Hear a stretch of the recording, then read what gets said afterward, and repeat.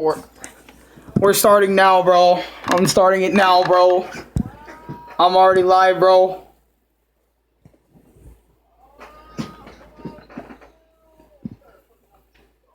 Oh, bro, I have to react to a video. This is not, bro. No, bro. No, bro. No, bro. Bro, you go live first when I don't even want to go live.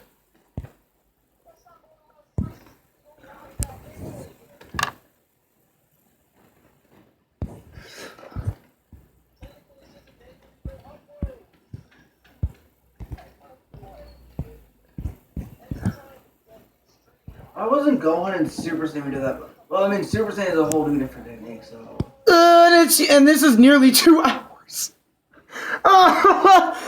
The video I'm reacting to is nearly 2 hours. It's the Bleach Ruined Reputation. What's it called? 2 hours? Yeah.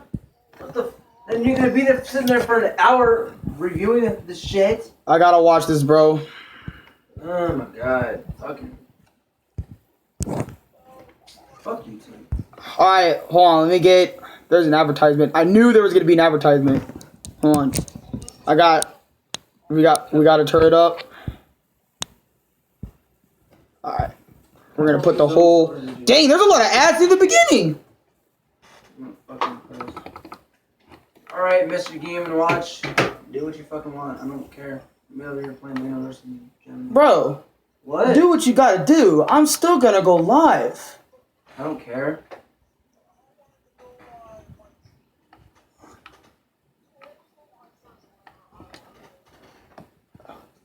Nigga, I had this idea in mind since all day. I give you major respect. I love you, my boy. Yes, Bleach Ruined Reputation. Yes, Blue Blur. This is so good. Yeah, this video is good. Bro, hey, I wanted to go live all day, bro.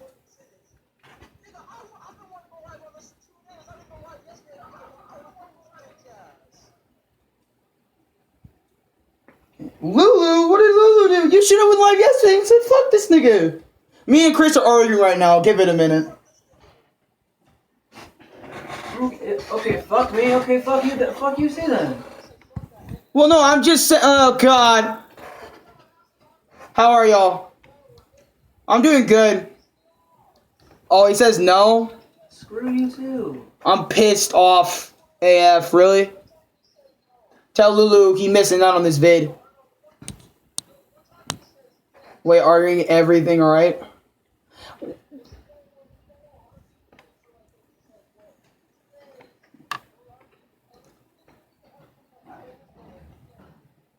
Damn.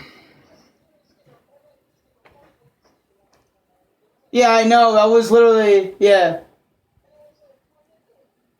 I tried streaming live, but no one joined, so it's 20 minutes of just me. Damn, that's awkward. Okay. Okay, I got this Vegeta. Alright. Jesus freaking Christ. Okay, I got it.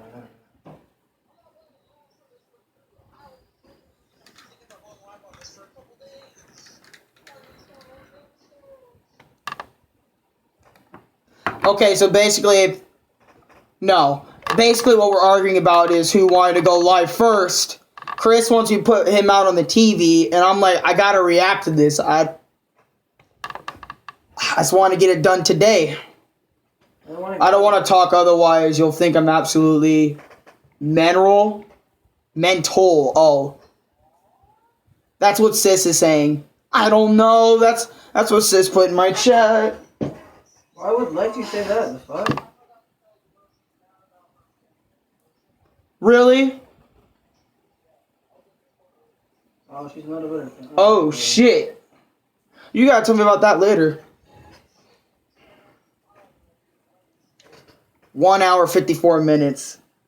Yikes. That means we gotta do this without pauses. Well, I mean, we could do it without pauses, but I'm just saying, trust me, you don't want to know because I'm that pissed. Okay, I won't ask about it. I won't ask about it. After Chris told me right now, I won't ask about it. But let's get right into this video right here. Alright, so there's fair use and copyright disclaimer. So YouTube, don't copyright me either. No, I'm playing. Anyways, let's just watch. Alright.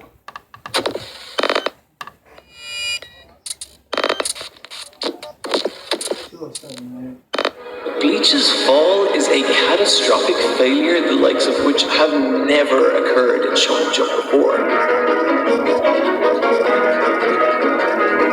However, what Ichigo was very much missing is something that is essential to almost all major shonen protagonists, which is a desire.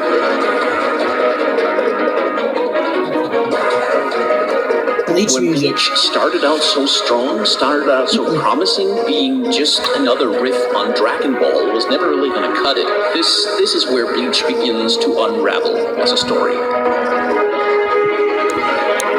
I'm gonna turn it down a little bit. Bleach came in dead last place. And this is not the first time that it happened. A lot of the complaints people have been having, Bleach is boring, Bleach is dragging out. A lot of people have been going in on Bleach. For never. You also dissed Bleach so many times. Don't even get me started with your fake ass. Cause, okay, let me tell y'all. Like, he likes making Bleach videos, right? Like, he like on the video scale, like on YouTube, he's all buddy with Bleach. On Twitter, this nigga is all like, fuck Bleach and bashing the shit out of it 24/7 on Twitter. Towards fans. That's messed up. So, I mean, but that was him from back then. I don't know what he does now, so. Tite Kubo began his career as a mangaka in 1996. However, he would not gain major recognition and success until the publication of his manga series Bleach in 2001. He had the desire to draw a series about Shinigami who wear black kimonos. Having this concept in mind, he quickly drafted a character concept design, which would eventually become Rukia Kuchiki. Kubo decided to name his new series Bleach, as the name would evoke thoughts of the color white, which complements the black kimonos that the Shinigami wear. Bleach ran in Weekly Shonen Jump from August 2001 to August 2016. Running for 15 years, the series spanned over 74 manga volumes. Following the success of the manga series, an anime adaptation began in 2004. The anime ran until March 2012, adapting all but the final arc of the manga. Bleach has sold over 90 million manga volumes in Japan and over 120 million copies worldwide. That is facts. Bleach is ranked as the 10th best-selling manga series in history. With all of this success and obvious appeal of the Bleach media franchise, why is it that I bring attention upon its reputation? The misconceptions and myths infer that the popularity of Bleach dwindled with time. The sales diminished. The Bleach anime series apparently was cancelled. The author became lazier with each passing chapter. Plotlines were apparently recycled by Kubo. And the most damning statement claiming Bleach has little to no character development. All of these claims are stitched together to force through a Everyone and their mama has been saying, like, Bleach has, like, just, it's like nothing. Ichigo has no character goal. Ichigo has no character growth. It's like every damn day. And it's coming from people that, most people that even hate Bleach probably haven't even watched the series. They're just getting it from niggas that, like, actually, like, have watched series and just didn't enjoy it. And they're saying all the same shit. And then, new anime niggas are like, hearing this and they're saying, oh, wait, Bleach is bad? Hold on, let me, fuck that anime. I'm just going to say the same thing they're saying without getting my own opinion in, which is fucked. And, Bleach is the only one that gets, mistreated and bullied on by multiple different fan bases. It could be Dragon Ball, it could be Naruto, it could be One Piece. It doesn't fucking matter. Like, I'm not going to say every anime community goes after Bleach, but most anime fans just throw Bleach in the garbage. And it's sad. And it really pisses me off that people did. And I've only discovered this series, like, what is it, 2 to 3 years ago? Like, in 2017. And ever since 2017, I love the shit out of this series. Even though I did have some ups and lows with the series, like, like all fans. But I swear, Naruto fans hate Bleach so much. Naruto is fucking shit.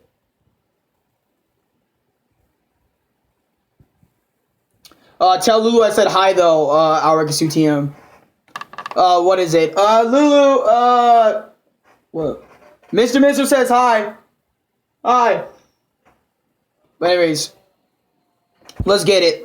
Sensational narrative that Bleach fell from grace. This video will directly address the misconceptions which have spread throughout the anime community regarding Bleach. I in no way by making this video claim that the series is without its flaws. I love this series, but I can list off several plausible issues that I have with it, as I can. Big facts. Big facts.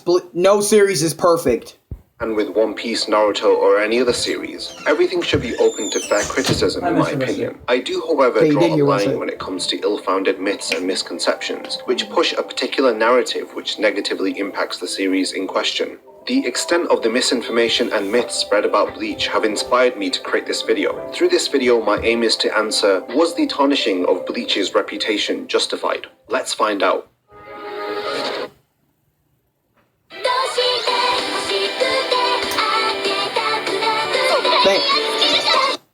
Can we skip that? Can we skip that, please? Can we skip that? Bro, I sat there with the donkey bitch ass face. I sat there with it. Anyways.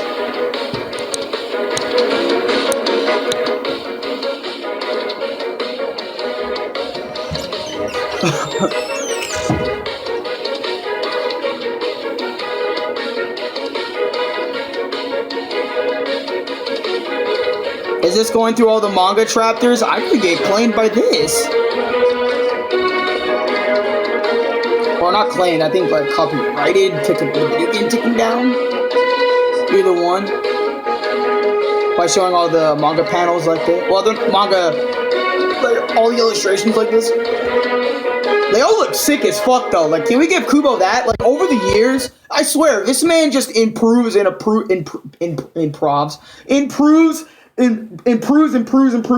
with each. Just, God. It's like Kubo's art started from being very basic. You can see that his art style, I mean, it's good, but not like where it is today in the 1,000-Year Blower. You know what I'm saying?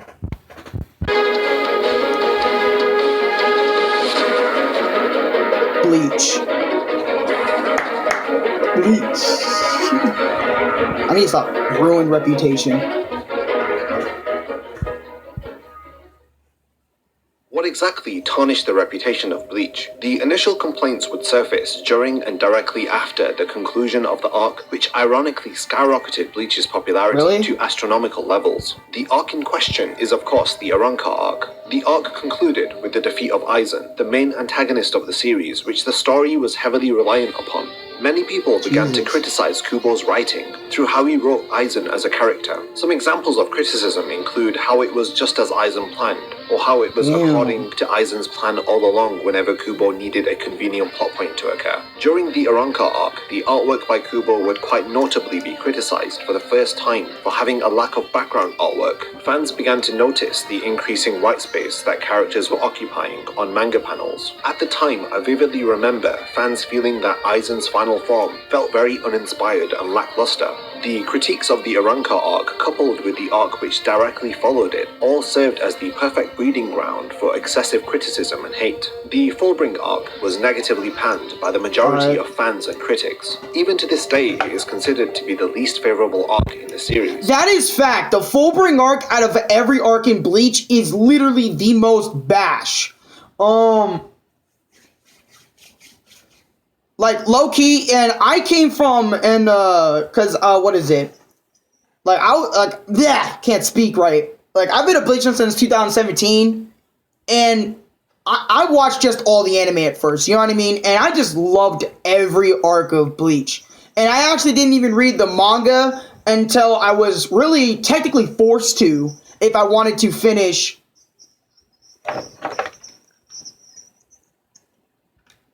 I can't focus. Okay, hold on, wait. I'm not gonna lie to y'all. Hold on, wait. Let me leave this party real quick. I can't focus on what I'm trying to say. Give me a sec. I'm sorry, Chris, but I can't focus. Alright, but back to what I was saying. The Fullbring arc is just very shitted on because of how different it is. Even I kind of bash on it a little bit, I'm not gonna lie. But I don't hate it. You know what I mean? I don't hate the Fullbring arc. I just say, like, oh, I can sum up the Fullbring arc in, like, 2 minutes tops. Like, for example, just Rukia comes down to Soul Society. Rukia comes down, literally gives Ichigo powers, boom, 1,000-Year Blood War arc can start. You know what I mean? Literally, they could just do that instead of introducing all this other full-bring stuff or whatever, right? Which, that would be quick, but, you know, that's how I would sum it up, but, yeah. And, I also, like, never really complained. I'm not gonna lie, when I read the manga, I never really complained about there's just white backgrounds in the background of Kubo's drawings and stuff like that. And there's a lot of people that need to understand, do you know how hard it is to draw? Like, I mean, I know I can draw, but, like, I don't draw, like, as good as Kubo does, which most, like, just one illustration alone could take hours. What's good, Skill Driver? You know what I mean? It could take hours, you know, adding detail, adding, all that sort of shit. Bro, every manga does white backgrounds. True. Very true. I don't get it why Bleach is the only one that gets shitted on for the white backgrounds. I really don't understand. I can draw better. I know you can draw better. But, God, I hate drawing so much. I actually hate drawing, too. Like, sometimes drawing makes you just throw my pencil across the room sometimes. I'm not even gonna fucking lie to you. It's so fucking stressful to do. I'm terrible at drawing. Everyone always makes fun of me for it. I won't make fun of you for it, Mr. Mister. But fuck, dude. And it's just so... And, like, I mean, there's niggas out there that do defend the full ring arc. But, like... You know? I mean, do what you gotta do. But I'm just saying. Like, I'm just saying. The full ring arc... Honestly, it's different. But it's not, like, absolutely trash, worst arc, Dragon Ball Evolution levels of bad. That's what people make... That's what people make it seem like it is. But it's not that bad. It's decent. You know, they're showing, like, everyone that, like, how Ichigo was in the beginning. You know, a regular fucking kid. A regular kid that's going to school, doing real-life shit. But I guess people don't want to see that. So...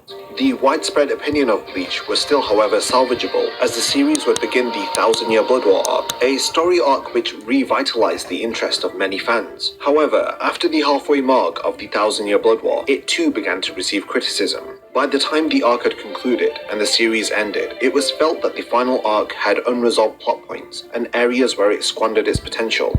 I mean, that is facts. I mean, look at Ichigo's True Bankai. What the fuck does that even do? I'm just saying, because, like, there's a lot of things in 1,000-Year Blood War that Kubo couldn't finish, which makes sense, because he was rushed at the end of the day, and, you know, and he was going through a lot of shit, but at the same time, it's like, I kind of feel those fans about, like, oh, what's, you know, like, what's some of these characters' Bankais, what's some of their, like, backstories and shit, you know, that's more, that should be explained, you know, but he couldn't, you know, I understand why Kubo couldn't do that, you know, he was being rushed, he had health problems, so it made absolute sense why he couldn't finish absolutely everything, because Kubo had bad problems, but haters don't know, and they say he did on purpose, but he didn't, right, the novels... True, the novels also do explain stuff that wasn't explained right in the manga, which makes absolute sense. But anyways, let's continue. I said earlier that I have my criticisms of the series, and they primarily stem from the conclusion of the 1,000-Year Blood War arc. I could understand the frustration of fans. I was absolutely pissed at the ending of the 1,000-Year Blood War. Like, I understood why Kubo needed to do it, but, like, I just hated how the arrow that can stop Yuha was suddenly introduced. You know what? If Kubo was going to go that route with the ending, this is just me, but he should have introduced it earlier, made a whole important subject for that whole thing. Like, use this arrow to stop your watch, temporarily, for a little bit, right? Introduce it to us, not just full-blown, oh, it's just this thing you gotta use to stop them and shit, you know what I'm saying? I mean, I understand why fans were really angry with the ending. And shout out to Soul Madness. I know his channel doesn't exist anymore, but his new channel is called Soul. But he had a really good manga channel. I'm just saying. And relate to some of their concerns. All of this criticism, frustration, and eventual disdain for the series would erupt when a video titled The Fall of Bleach: How It Happened was uploaded by Super Eyepatch Wolf in August 2016. Yuha. Oh, this video. Guys, I'm gonna tell you this right now. I hated the fall of Bleach, how it happened video. I hate this video with the fucking passion. Let me tell y'all, like, the reason why I hate it is because, like, I mean, I know it explains it, but it's just like, dude, fuck off, man. Like, this video wasn't really needed. Okay, we get it. Bleach isn't doing as good as Naruto or One Piece or Dragon Ball, for fuck's sake. We get it. Alright, fuck off. You know, by the way, Alex is pronounced Yuha. Whatever. I mean, Silver Steel was teased when Uryu's dad did a surgery on a Quincy, so I don't consider it a Deus Ex Machina. Alex, that's funny. Fate, Life, JoJo, DB, Life Opening, Life, I mean, One Piece, and Black Clover, or others for Bleach, dead on anime. For real. This video was uploaded 2 days before Bleach's final chapter was published. The timing was flawless. The video aims to piece together how Bleach fell to its knees, claims of diminished manga sales, a cancelled anime, and a shorter than expected final run of the manga were alleged. Apparently, Kubo was only given 3 weeks to end his 15-year-long series. All of these statements pretty much lay out the video's premise. I remember watching this when it was first released, and not having done much background research, I believed most of what was being stated. But objectively, looking back at it now, this video has several problems which I wish to address. The video generally served to push an agenda which members of the larger anime community had latched onto. It became the cool thing to hate on. Yep. Eye Patch's Wolf video? Look, I'm gonna tell you this from experience. This is absolutely true. Ever since Eye Patch's video came out that got 3 million views, everyone started slandering on Bleach. Everyone. And you know what made me feel the same way? Was every time back in the past, I would, Bleach was my favorite anime back then, right? Like when I was addicted, when I was obsessed with the series. Lump King, right? I mean, he used to do this to me. He doesn't do it anymore. He would used to go on every single one of my videos and tell me Bleach isn't returning. Every live stream, I was in his shit. He would always tell me, and his chat from back then, Bleach would not return. Get it through your fucking skull. And I was always arguing with him about it every time in comment sections. It was fucking annoying.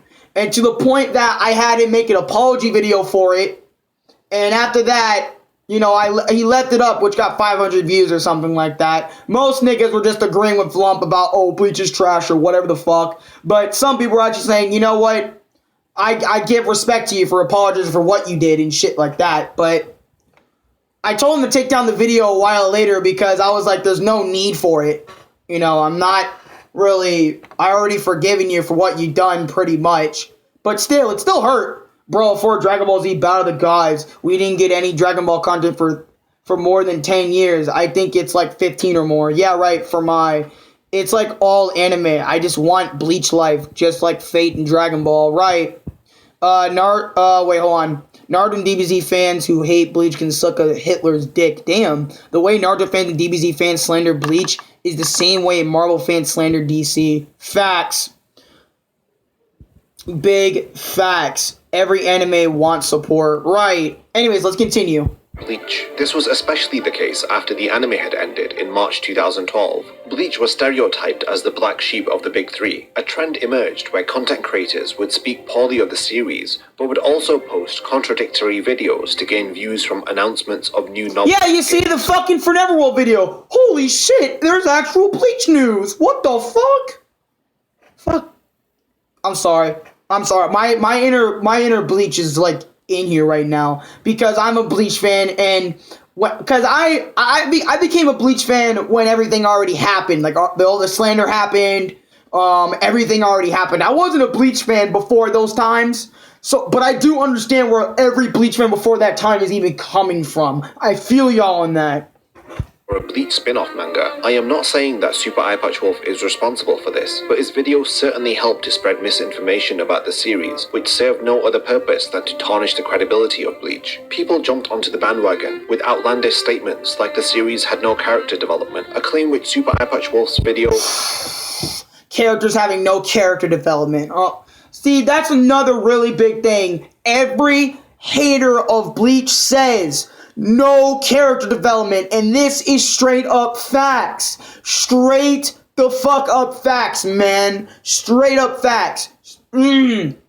Oh, Ichigo has no character goal because he doesn't say, I want to become the Pirate King almost not every episode, but you know what I mean? Or he doesn't want to become the whole fucking Kage. He doesn't say, I want to be the Hokage or Goku. I don't want to be the I want to be the strongest martial artist that's ever walked the earth. Whatever. He doesn't say shit like that all the time. He keeps it realistic. I just want to protect my friends and live my life. And also avenge my mother, which no one seemed to understood that goal that Ichigo had. But whatever, because like that was literally one of Ichigo's goal, was to avenge his mother. And when he heard Yhwach was the actual person that caused his mother's death, that caused, Ichigo's mother's death, he wanted revenge on Yhwach for that. And he needed to fight Yhwach to save Soul Society.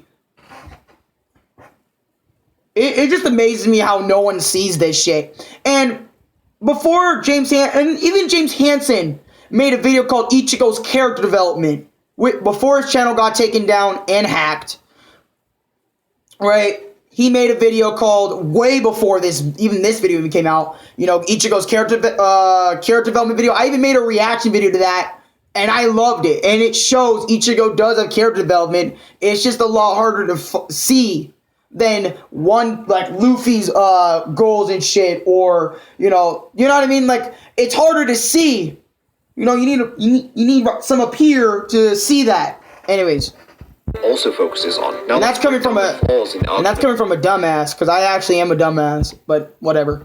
That this video presents. Starting with the whole backbone of this video, the video uses the data from the Shonen Jump ranking system to compare how the popularity of Bleach declined in comparison to One Piece and Naruto. To base the argument of your video on a ranking system which truthfully in the end has minimal to no input from the target audience renders this video baseless in my opinion. Super Eyepatch Wolf claims that as time went on, Bleach was pushed further into obscurity into the back pages of Shonen Jump. But the order that new manga chapters appear within the pages of Jump does not necessarily represent their popularity. The ranking system was constructed by the Jump editorial team to promote whatever relevant series to the front of the magazine. This ranking system is entirely decided by Jump's chief editor. The order that the series appear in the pages of Jump are not decided by readers who mail out surveys which are attached to the back of the magazine. Even if they were, firstly by the time the readers receive the surveys, fill them out, send them back, and for the editorial team to assess the results, several weeks will have passed. The data from the surveys will be based on chapters which were published weeks ago.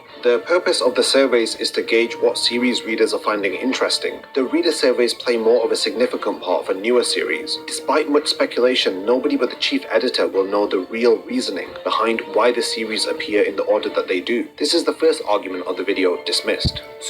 Also, I want to apologize to Chris because I can't really focus on two things at once. I'm not good at multitasking that well compared to other people, but I know Chris wanted to go live today, but I really wanted to get this reaction out because I remember Blazing asking me, I think more than a week ago, to react to this, and I didn't get onto it until now, which I wanted to do this for you, Blazing, specifically, because you asked me to, and I was curious on what this video was anyway. I want Witch Manga to get anime and give Kubo money for Bleach 1000 Year Blood War. Thank you, my boy. No problem, bro. Even though Chris wanted to go live way before I did today, originally I was about to be like... I didn't really, I mean, I wanted to go live, but like, probably after Chris, because I was thinking about, should I go live on Mario Bros. GT? Like, should I do a Super Mario Bros. GT, like, live reacting to episode 3 and 4? Or should I do this, Bleach Ruin Reputation first? And I decided to do the Bleach Ruin Reputation first because I'm a Bleach fan, but I'm also a Mario Wolf fan. continues by But saying anyways. Kubo's artwork declined with time. He confuses his personal preferences for Kubo's artwork with its alleged dropping quality. He makes it clear that he likes Kubo's art style at the start of the series. Yo, sup, Alex? I haven't seen you in such a long time. Storm Z Genesis. I haven't seen you in a long time either, my dude. How are you? But then says he doesn't like it as the series progresses. I honestly think this is mixing up personal preferences with objectivity. Looking at it objectively, others may prefer the change in his artwork. That doesn't mean it has declined in quality just because you don't like it. Chillin', what about He you? also mentions how I'm just reacting to this.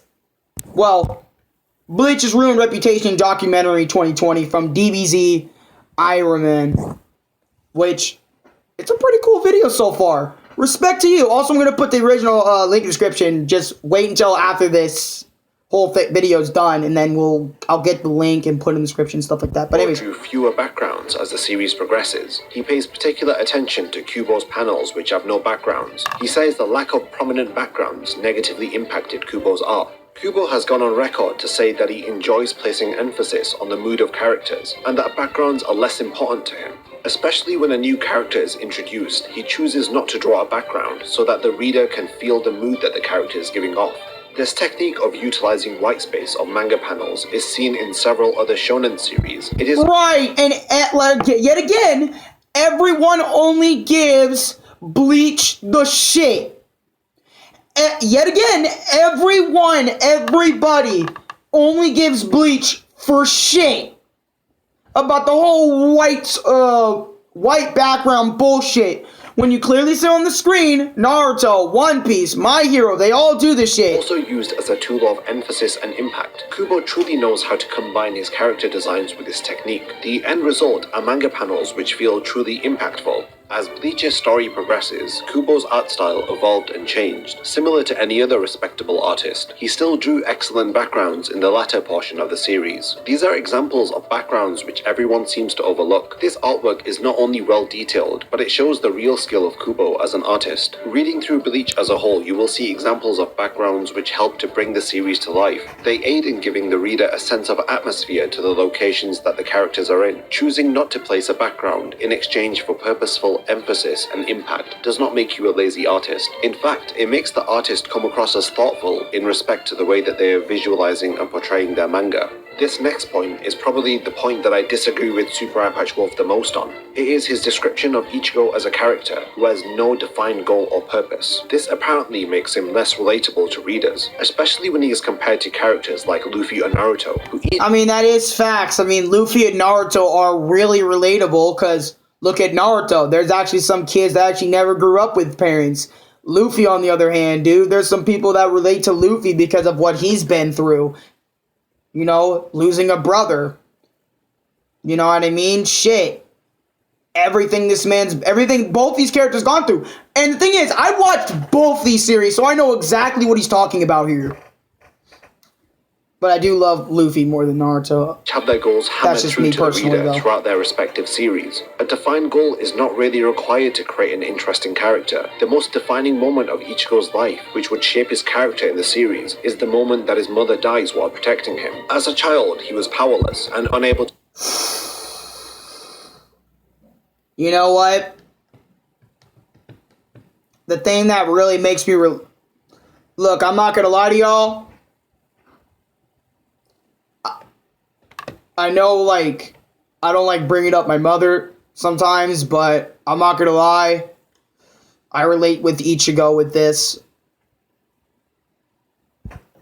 to protect her. But now that he has the strength and power, Ichigo's resolve is to protect his loved ones. This is the context behind why Ichigo is the way that he is. He doesn't have to follow the cliché shonen tropes to be an interesting character. Based on this logic, then it would be reasonable to assume that any protagonist who does not define their goal is clearly not a good character. Now this is obviously a ridiculous statement and an ill-founded argument to present within the video, which has nothing to do with the fall of Bleach. It's just another case of mixing opinion with objective facts.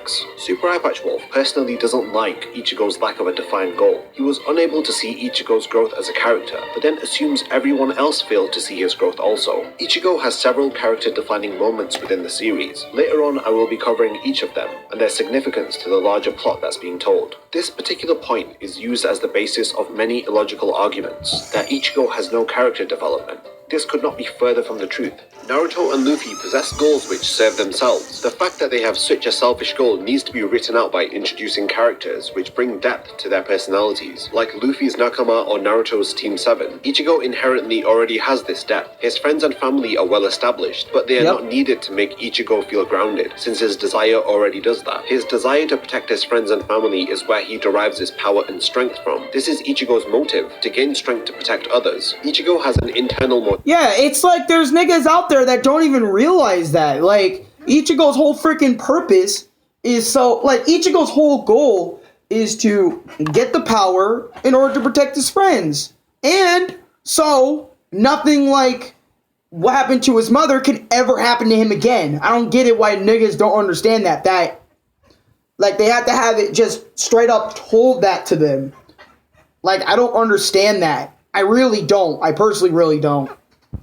Motivation stemming from an emotional past. His is a selfless desire, whereas protagonists like Luffy or Naruto have external motivations like Hokage or Pirate King. These motivations are unrealistic and not as grounded as Ichigo's. Ichigo serves to help others with his desire, whereas Naruto aims to seek acknowledgement by attaining the title of Hokage, and Luffy wants to be the king of the pirates due to pure stubbornness. The difference is that Ichigo burdens himself with protecting others. However, his shonen contemporaries have self-serving goals. Just because Ichigo's desire is not grandiose or self-serving does not mean that it should be overlooked or it doesn't exist. The difference between Ichigo to Naruto and Luffy is that he lives in the real world. He is an average teenager. Big facts, which is another thing people slan Bleach for. It's not in an imaginary world, which a lot of people read manga and anime so they can get out of real life situations. Same with other people.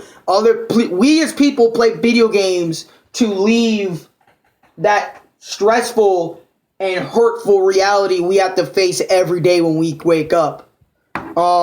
School, for some people, is kind of an escape from reality for people that really enjoy school. Hell, YouTube, for me, is an escape from real life outside these walls and shit like that, or outside my screen, you know? Playing on my end, just doing whatever I need to do, just to escape real life, the world.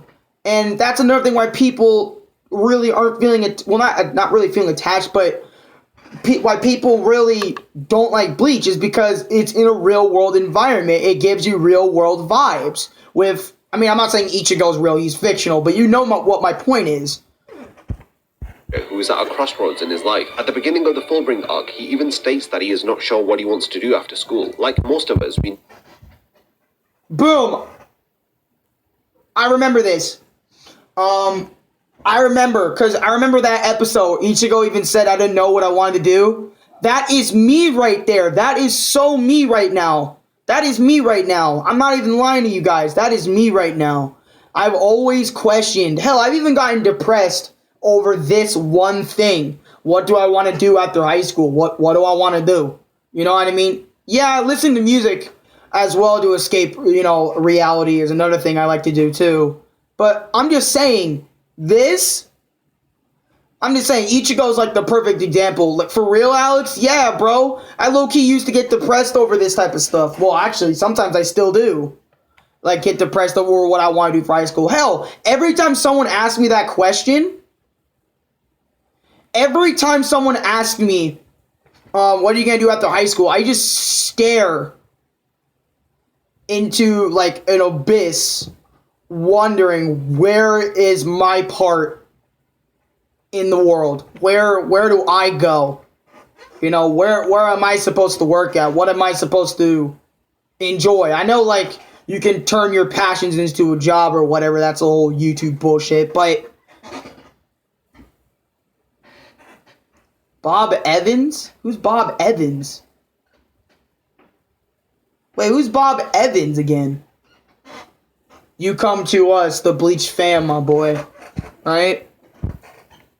Dude, I mean, I'm just saying, that's how I feel personally, the restaurant. Wait, it's a restaurant? I didn't even know that. I'm stupid. See? I'm stupid. But anyways. Never really know until we get there. Naruto and Luffy, on the other hand, live in worlds which are constructed around their self-serving goals. Naruto wants to be the Hokage in a ninja world. Luffy wants to be Pirate King in a world of pirates and marines. Their goal is something which will affect the nature of the world that they live in. If we use an analogy, Luffy and Naruto are like the X-Men, who desire to change the perception of the world to accept mutants. Ichigo isn't just a Shinigami. He has a life outside of his ability to protect others. Adding to the analogy, he is like Spider-Man. Being the friendly neighborhood wall crawler is Peter Parker's side job. He still has to go to school, manage relationships, and work a job. Similar to Ichigo, their worlds are not constructed with purposeful barriers for them to overcome. They play a juggling act and serve to balance the plates in order to live their most fulfilled life. A bit like us in real life. Ichigo's desire is also a relatable one. People would like to protect their loved ones. It's a desire we can relate with. If you have had anyone pass away or be hurt through no fault of their own, then you too will be able to relate to Ichigo's desire. Oh. Next up is Bleach has a template cyclical plot. So admittedly, the Arrancar arc had some similarities to the Soul. Yes.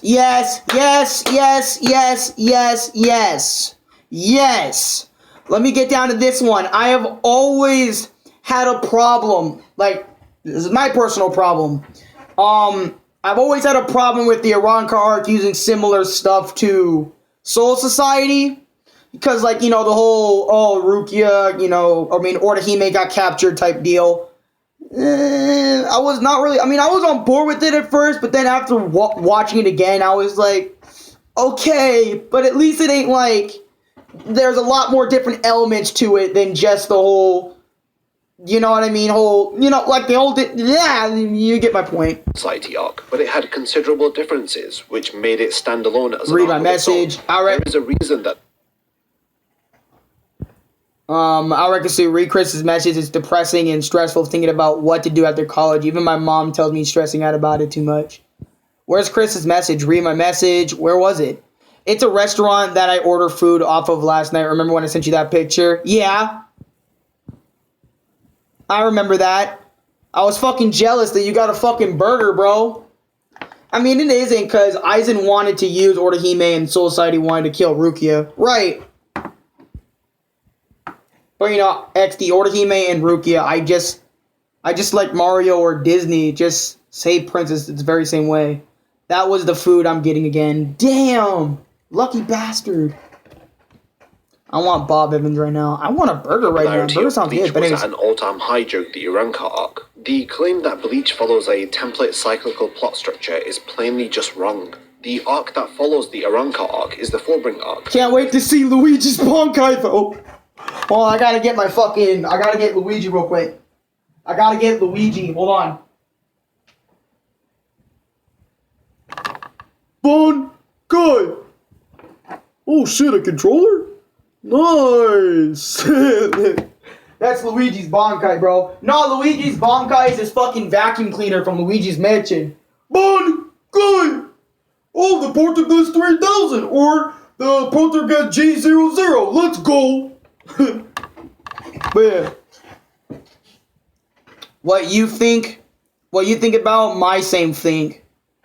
By the way, why did you leave, by the way? Because I couldn't focus on the video that right here that I was doing right here. Wait a second. Dude, I'm getting some deja vu or something, bro. I couldn't focus on what I was doing here. Because, like, you know, like, what is it? I just couldn't focus. I'm curious. Hot dogs with barbecue sauce. I haven't had hot dogs with barbecue sauce, but that sounds pretty good. It has a totally different story structure to the past arcs. I think Super Eye-Patch Wolf confuses the structure of the story with the way that it is executed. The structure of most of Kubo's plots are set in 3 phases. First, there is an initial encounter which doesn't fare well for the protagonist. Secondly, the characters undergo training and develop their abilities. And lastly, after training is completed, there is a final confrontation.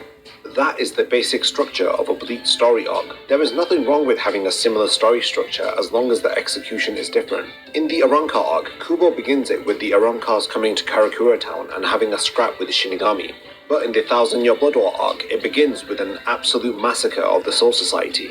The training in the Arekkusu arc focuses heavily on the development of Ichigo. However, in the Thousand Year Blood War arc, several other characters are given their opportunity for training and growth. The finale of both of these arcs have a final confrontation, which is reliant upon Ichigo in both of them. But in the Thousand Year Blood War arc, he teams up with several of his allies to take down the antagonist. The key point I want to drive home here is that the execution of the story is far more important than the structure it follows. Through the execution, you get the unique attributes which set each arc apart as its own independent story. If cyclical story structure was bad, then One Piece can also be criticized to the same extent. Wasn't it One Piece that had multiple rescue arcs? Initially the rescue of Nami, then Robin, and most recently the rescue of Sanji. Why is it that Bleach has the finger pointed at it when its contemporaries do the same thing? In Naruto, there are multiple attempts to rescue Sasuke, and not to mention the...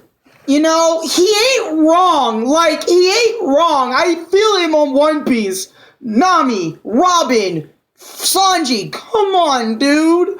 Like, only fucking... Why does Bleach get all the slander? Same with Naruto. Come on. Anyways, I really feel him because I watch One Piece like that, but I also watch Naruto like that, so I know exactly what he's talking about on both sides. Even though I can say this. What is it? Fuck. Rescue of Gaara.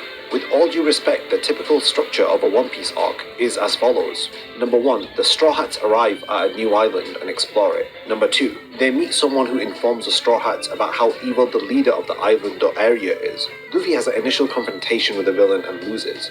And lastly, Luffy and company beat the villain the second time and save the people of the island, and as a result they... Oh yeah, Bakugo did get captured. This doesn't make One Piece a bad series, just like the arc structures of Bleach don't make it a bad series. I must give credit to Super Eyepatch Wolf, as he has apologized for the misinformation that was spread as a result of his video. Despite this video being 3 years old, the misinformation it has spread has not ceased amongst the larger anime community. The point of the video was to look at the sales and data to put together an argument that Bleach had fallen from grace. But it ends up being a confused video with a mix of personal opinion as fact, which Eyepatch Wolf, instead of making instead of editing his description apologizing, he should make a video. He should make a video actually explaining that video. Instead of just letting it get views, he should have made a video like he's saying, oh, the fall of Bleach, how it happened, right? He should have made like a fucking other video counteracting this video. Why does my nail hurt so fucking much? But like making a video explaining in way better detail what he meant by this video. Instead, he just let the video got like 3 million plus views. Everyone shit on Bleach and etc. Only portray Bleach in a negative light, which I'm sure was not his intention when he set out to create the video. Hopefully this highlights that popularity rightfully has no correlation with quality, which is the argument that we were presented with here. Yep. Now that we know what damage was done to the series, I want to further address issues that people have with the plot of Bleach. Let's look at what each story arc brought to the table, and its significance to its characters and the larger story being told. Are the criticisms related to its story arcs and character development justified? What exactly was the story that Bleach was trying to tell? Arc by arc, I want to attempt at briefly describing the events and critically analysing what occurred. I will be paying particular attention to the themes within each arc, and their larger significance to the ongoing narrative of the story. He's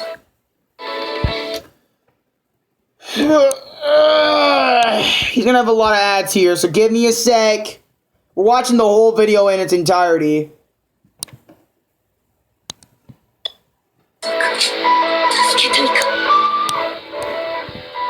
Hold on, you see? We have 2 more ad blocks and the rest of the video is good, alright? Now I understand how you guys feel when I put a lot of ad blocks.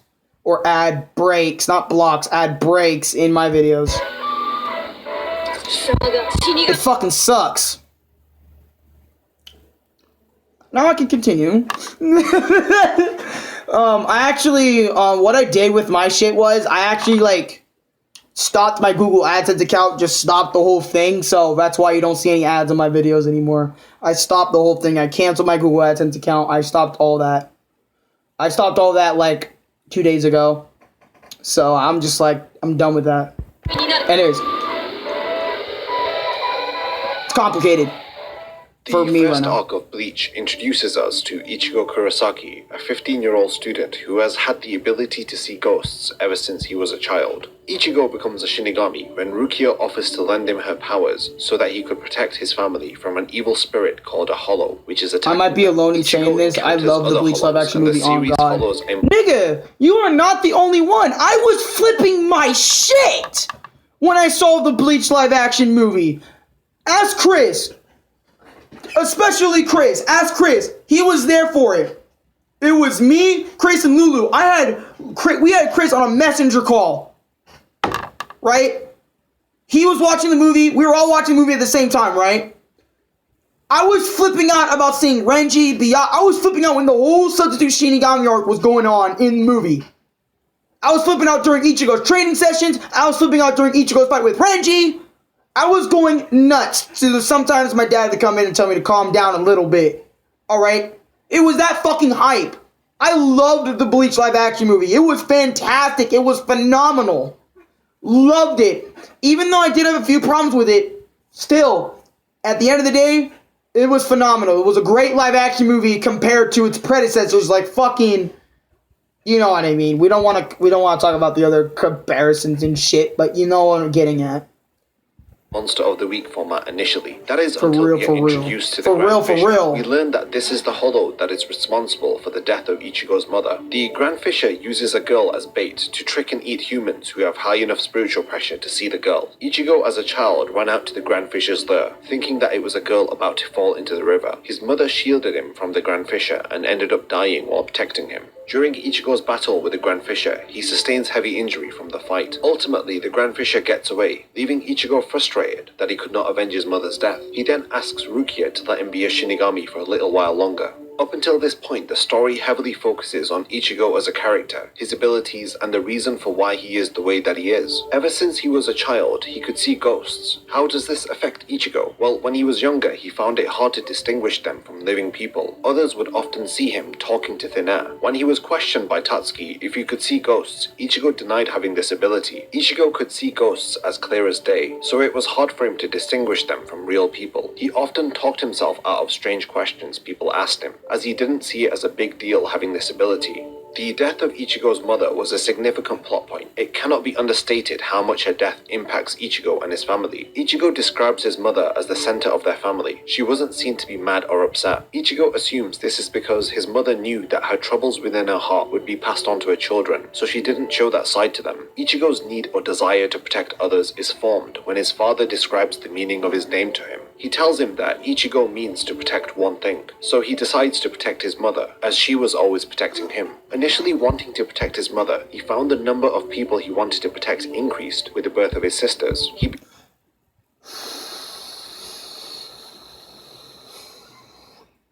I'm relating so hard right now. I'm just saying. Began training at a dojo as a young child for the sake of protecting them. His impulse to protect a girl stood unsteadily at the river's edge caused him to rush to stop her from jumping into the river. Ichigo passes out and awakens to his mother shielding him from whatever had killed her. Ichigo couldn't understand the cause, but he knew she saved him. The mother, who was the center of their family, had been taken away, and Ichigo felt responsible for this. There is a lot of emotional weight and significance conveyed through the early installments of Bleach. These plot points are vital to understand the story of Bleach. The beginning of Bleach excels Ichigo really did have a in cool-ass Ichigo's mom. desire to protect his loved ones, and where this stems from. Ichigo is made to face his past with his newly acquired powers. He aims to right where he feels he did wrong. He couldn't save his mother, but during this encounter with the Grand Fisher, he wants to avenge his mother's death. Unfortunately, he wasn't able to avenge her, but he is able to protect his sisters. His new powers have also given him the strength he needs to protect the spirits he can see. He is aware that hollows devour their souls. He knows sometimes they go missing, leaving behind traces of fear. With the newfound abilities of a Shinigami, for the first time he decides to use these powers to not just protect the people he loves, but to protect others also. After several false alarms, Rukia and Ichigo can't seem to find hollows at the locations they are being alerted to. We learn that Uryu Ishida is killing hollows in Karakura Town. He criticizes Ichigo on his inability to sense Reiatsu and his lack of control over his own spiritual power. Uryu and Ichigo develop a rivalry. Uryu is a Quincy, so he naturally hates Shinigami. Rukia explains to Ichigo early on in the series that the Quincy were eradicated by the Shinigami 200 years ago, thus making Uryu the last of the Quincies. The The decision to destroy the Quincy was to prevent the destruction of the world. Besides, Uryu's dad that's still alive. Ichigo resolve their differences when Uryu remembers the words of his departed grandfather, who wished for Shinigami and Quincy to work together. The next day, Ichigo returns home and realizes that Rukia is gone, but she has left a note. She implores them to go into hiding or not to look for her. Ichigo, ignoring this request, changes into his Shinigami form to look for her. Ichigo finds two mysterious Shinigami called Renji Abarai and Byakuya Kuchiki. As Renji is about to deliver the final blow to Uryu, Ichigo intervenes. Renji and Ichigo begin to fight. Ichigo gains the upper hand until Byakuya stuns Ichigo. Low key, I'm not gonna lie to you, Ichigo vs Renji, the first fight, Renji could have died. I feel like White Ichigo, in a way, kind of helped him out, because the moment after Ichigo got too heavily damaged, White Ichigo just, I feel like it was White, but at the same time, it's like, I don't know, because he got a sudden burst in power, right?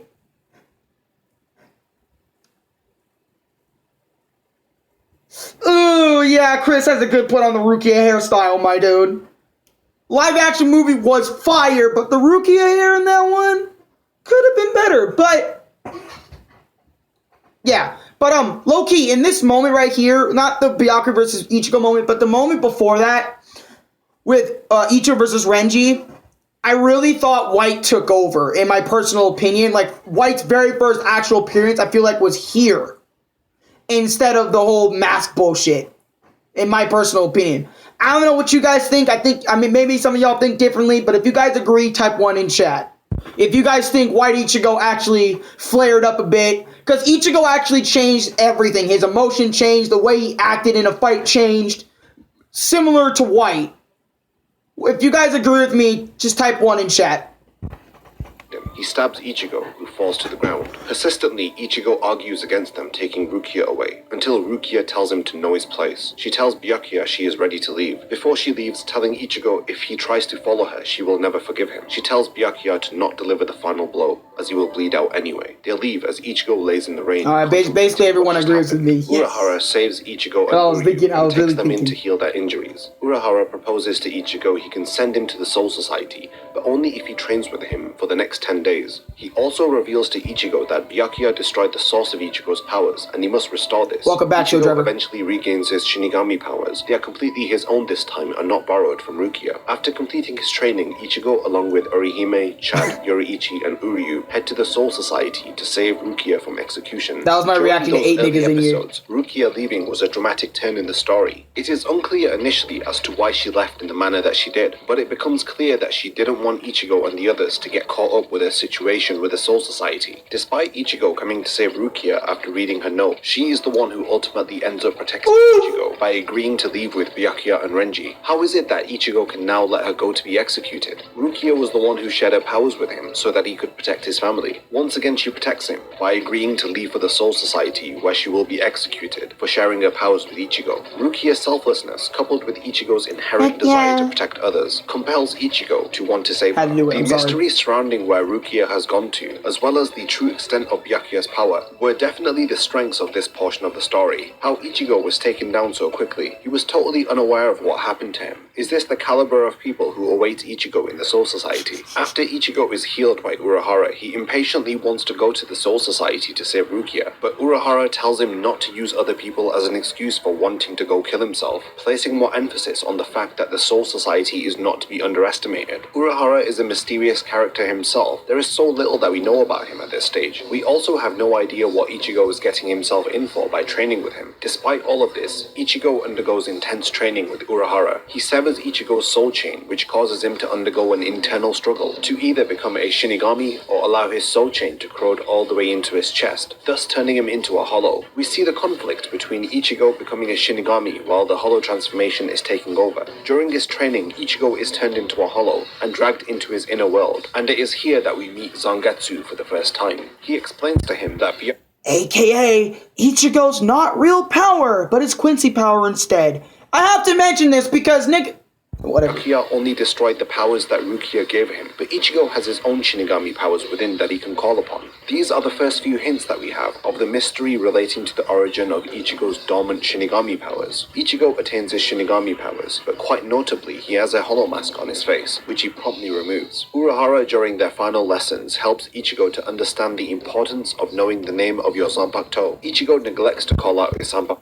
Shout my name, Zangetsu! Bro, I'm telling you, that was easily my favorite fucking moment in early Bleach, when Ichigo just released his Shikai for the very first time, bro. I remember turning my TV up to 100 maximum, just replaying that little baby-ass clip so many times when I was addicted to Bleach, bro. No cap. And this was during summer vacation and every fucking thing. Trust. Zanpakuto's name. Fear has covered his ears. He cannot hear his Zanpakuto, which is calling out its name. The first arc of Bleach concludes once everyone heads out to the Soul Society. The multitude of unanswered questions, along with not knowing what exactly is awaiting for them on the other side of the gate, Yep, a makes younger this arc's version, yeah. finale very suspenseful. Even the scene where Ichigo's father, Isshin Kurosaki, hands him a protective charm that his mother gave to him. It adds to the suspense. Things like this hint at... Well, this is more like Bleach's ruined reputation / a documentary on it, and it has nearly 100k views. Hopefully it gets what it deserves, because this video needs to be seen by millions of Bleach fans, so... his father knowing what is going on, but it is never explicitly stated, which I love about these early chapters. The mystery and intrigue of what is yet to come makes the story flow better in my opinion, and keeps the reader interested to find out what the outcome will be for Rukia. Urahara also plays a pivotal role by facilitating Ichigo's training and creating a portal. Well, honestly, I would say some of them are actually, like how he put it, confused people, because people ended up getting confused by, Super Eye Patch Wolf's video on Bleach.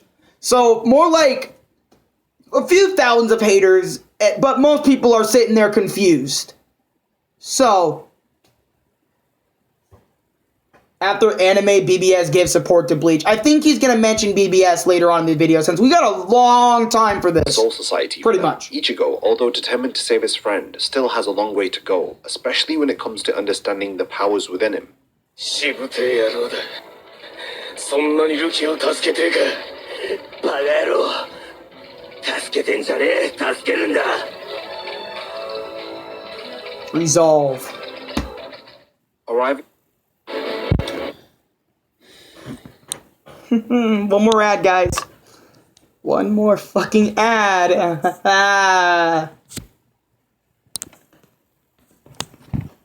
Arriving in the Soul Society, Ichigo, Orihime, Chad, Uryu, and Yoriichi begin their invasion to save Rukia from execution. They enter the Serete where Rukia is being kept. The Gotai 13 are all alerted to intruders entering into the Serete. Ichigo first faces off against Ikkaku Madarame. After an intense battle, Ichigo defeats Ikkaku, but Ikkaku warns Ichigo that if he is the strongest amongst the invaders, then his captain Kenpachi Zaraki will be looking for him, as Ichigo is on his way to Rukia. Okay, wait. Okay, Alex, I'm gonna go to sleep. Don't stop watching this video. It's good. Watch it as if a vid. Of course, if you don't, delete this stream. So yeah, wish y'all a good watch and talk. Oh, bro, I'm gonna watch this whole damn thing. If I'm gonna delete this stream, then what was the point of, doing this in the first place? You know what I'm saying? But anyways, Blazing, hope you have a good night. Sleep well. Don't let the bed bugs bite. And don't have nightmares, my G. Have a good sleep. And I hope the best for you. The best of you? I hope the best for you. Sorry, I don't speak right most of the time. Bye, fam. Wish y'all the best. Thank you. We wish you the best too, bro. But anyways, let's continue on with the video. Cell, he is confronted by Renji, the lieutenant of Squad 6. Renji tells Ichigo even if he defeats him, there are 11 more lieutenants and 13 captains for him to defeat. Oh wait, Bleach had its problems, but it was not bad. I swear, the anime community is like the RB community. For real, this channel shut down. I feel it, bro. Like, that's what I'm trying to say. You know what? When I first started this channel and I called it Out Alex the Bleach Master, I explained all this in my why Bleach is a, dead debate. Like, everyone makes Bleach seem as bad. Like, everyone makes Bleach look like it's the worst anime they've ever seen. They make it look like it's Boku no Pico, dude. They make it look like that. in reality, it's actually a pretty good anime. You know? It also tries not to be your standard shonen as well. With fantastic characters, fantastic arcs, music development, just, you know what I mean? That's what people do. They like to exaggerate things over the limit. And that is what truly pisses me off about the anime community and how they treat Bleach. Really pisses me off, man. Conviction tells him anyone who comes in his way, he will cut them down. Renji unleashes his full power against Ichigo. Renji questions if this is how bad he wants to save Rukia. Ichigo tells him he doesn't just want to save her, he has to save her. Ichigo begins to struggle as Renji takes the upper hand after slashing Ichigo's chest. Ichigo remembers his training with Urahara, where he questions why he is running away. Urahara chases him down, leaving Ichigo with nowhere left to run to. He tells Ichigo that all he feels from his blade is fear. He explains to Ichigo what it means to truly have resolve. When you dodge, resolve to not get hit. When you protect someone, resolve to not let them die. And lastly, when you attack, resolve to kill. To have determination to battle without fear. Ichigo remembers this and puts all of his will into defeating Renji. Ichigo raises his sword up in the air and increases his spiritual pressure. He slashes Renji across the chest. Renji is defeated in a surprising turn of events. He desperately requests Ichigo to save Rukia, as he remembers his history with her. He admits that he didn't have the courage to speak against the noble Kuchiki clan. He even tells Ichigo despite training tirelessly every day, he is no match for Byakuya. Rescuing Rukia would be futile for Renji. Shamefully, he has no other choice but to ask Ichigo to save her. The following day, Ichigo is healed of his wounds. During this, Captain of Squad 5 Sosuke Aizen is found dead. The blame is put on the invaders. Ichigo then faces off against Kenpachi Zaraki. Kenpachi's desire is to fight incredibly strong opponents. Ichigo is unable to hurt Kenpachi, as his Reiatsu is not strong enough. Kenpachi is disappointed by Ichigo's performance. Ichigo is clearly outmatched by Kenpachi. He stabs through Ichigo's Zanpakuto and drives his sword into Ichigo. I loved Kenpachi versus Ichigo.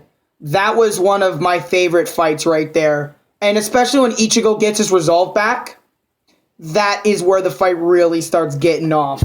Chest. And especially the meeting with White. Yeah! Oh, I gotta chill. By how easily he Sorry, I'm a White Ichigo fanboy still. Trust. Body. Zangetsu appears while Ichigo is desperately asking for his blood to stop pouring out of his chest, for his body to move as he has to save Rukia. Zangetsu walks towards Ichigo, asking him if he wants to fight or live, but Ichigo yells out he wants to win. Ichigo speaks with his Zanpakuto Zangetsu. He agrees to allow Zangetsu to lend him his powers. Ichigo gets up, unleashing incredible amounts of Reiatsu. He attacks Kenpachi. The battle resumes. Both of them are evenly matched. This makes Kenpachi feel excited as he takes off his eye patch, which had been holding back the extent of his true power. Now that unrelated, but at some time you should watch a video, Naruto Self-Made Hypocrite and the response in defense of Talk no Jutsu, Hope and Hypocrisy in Naruto. I've actually seen both those videos already. is unleashed. Kenpachi intends to kill Ichigo, but now that Ichigo is fighting alongside Zangetsu, he affirms that he cannot lose to somebody who relies only on his own power, someone who doesn't even know the name of their own Zanpakuto. They both unleash their Reiatsu towards one another. I mean, Zangetsu ain't wrong. Kenpachi doesn't even know shit about his Zanpakuto. But, hey, at least he learns in 1,000-Year Blood War, am I right?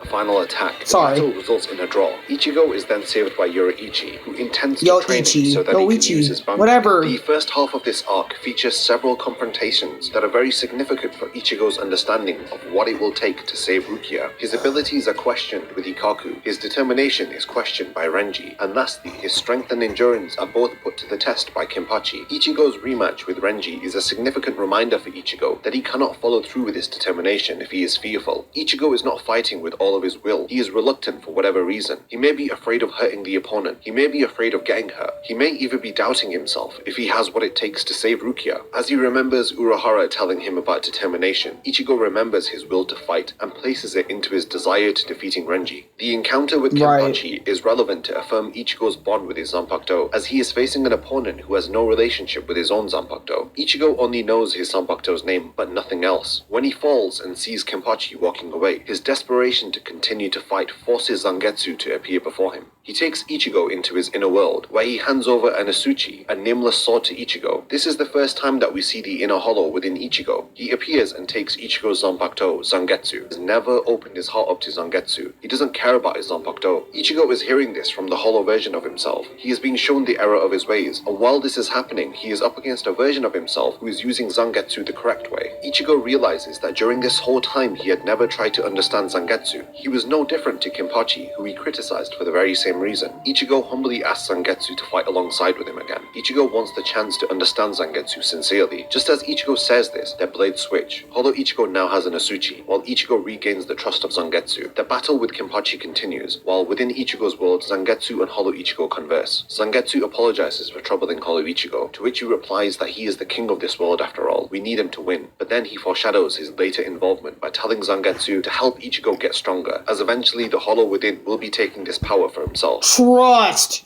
He does! Rain is constantly mentioned within Bleach, and we get another mention of it when Zangetsu says his inner monologue about Ichigo's inner world. This moment carries a lot of emotional weight. Zangetsu tells Ichigo that he hates the rain. He shares with us that it rains within Ichigo's inner world too. When Ichigo gets upset, the skies become cloudy, and when he is sad, it begins to rain. Zangetsu mentions the terror of feeling rain in this lonesome inner world that he inhabits. It's something Zangetsu cannot bear. He tells Ichigo as long as he trusts in his power, he will never allow rain to fall in this world. Rain is mentioned several times within the series. It rained on the evening of Ichigo's mother's death. It rains when Ichigo is defeated by Byakuya and Rukia leaves. Rain is used throughout the series, and it is always symbolic of Ichigo's sadness. This emotion associated with the rain is consistent throughout the series. Kubo even requests for some manga volumes to be read on rainy days in his author notes. The Soul Society arc continues with Yoruichi training Ichigo so that he can use his Bankai. While Ichigo is training, divisions form within the Gotai 13. Those who want to save Rukia and those who end up assisting the invaders work together to stop the execution.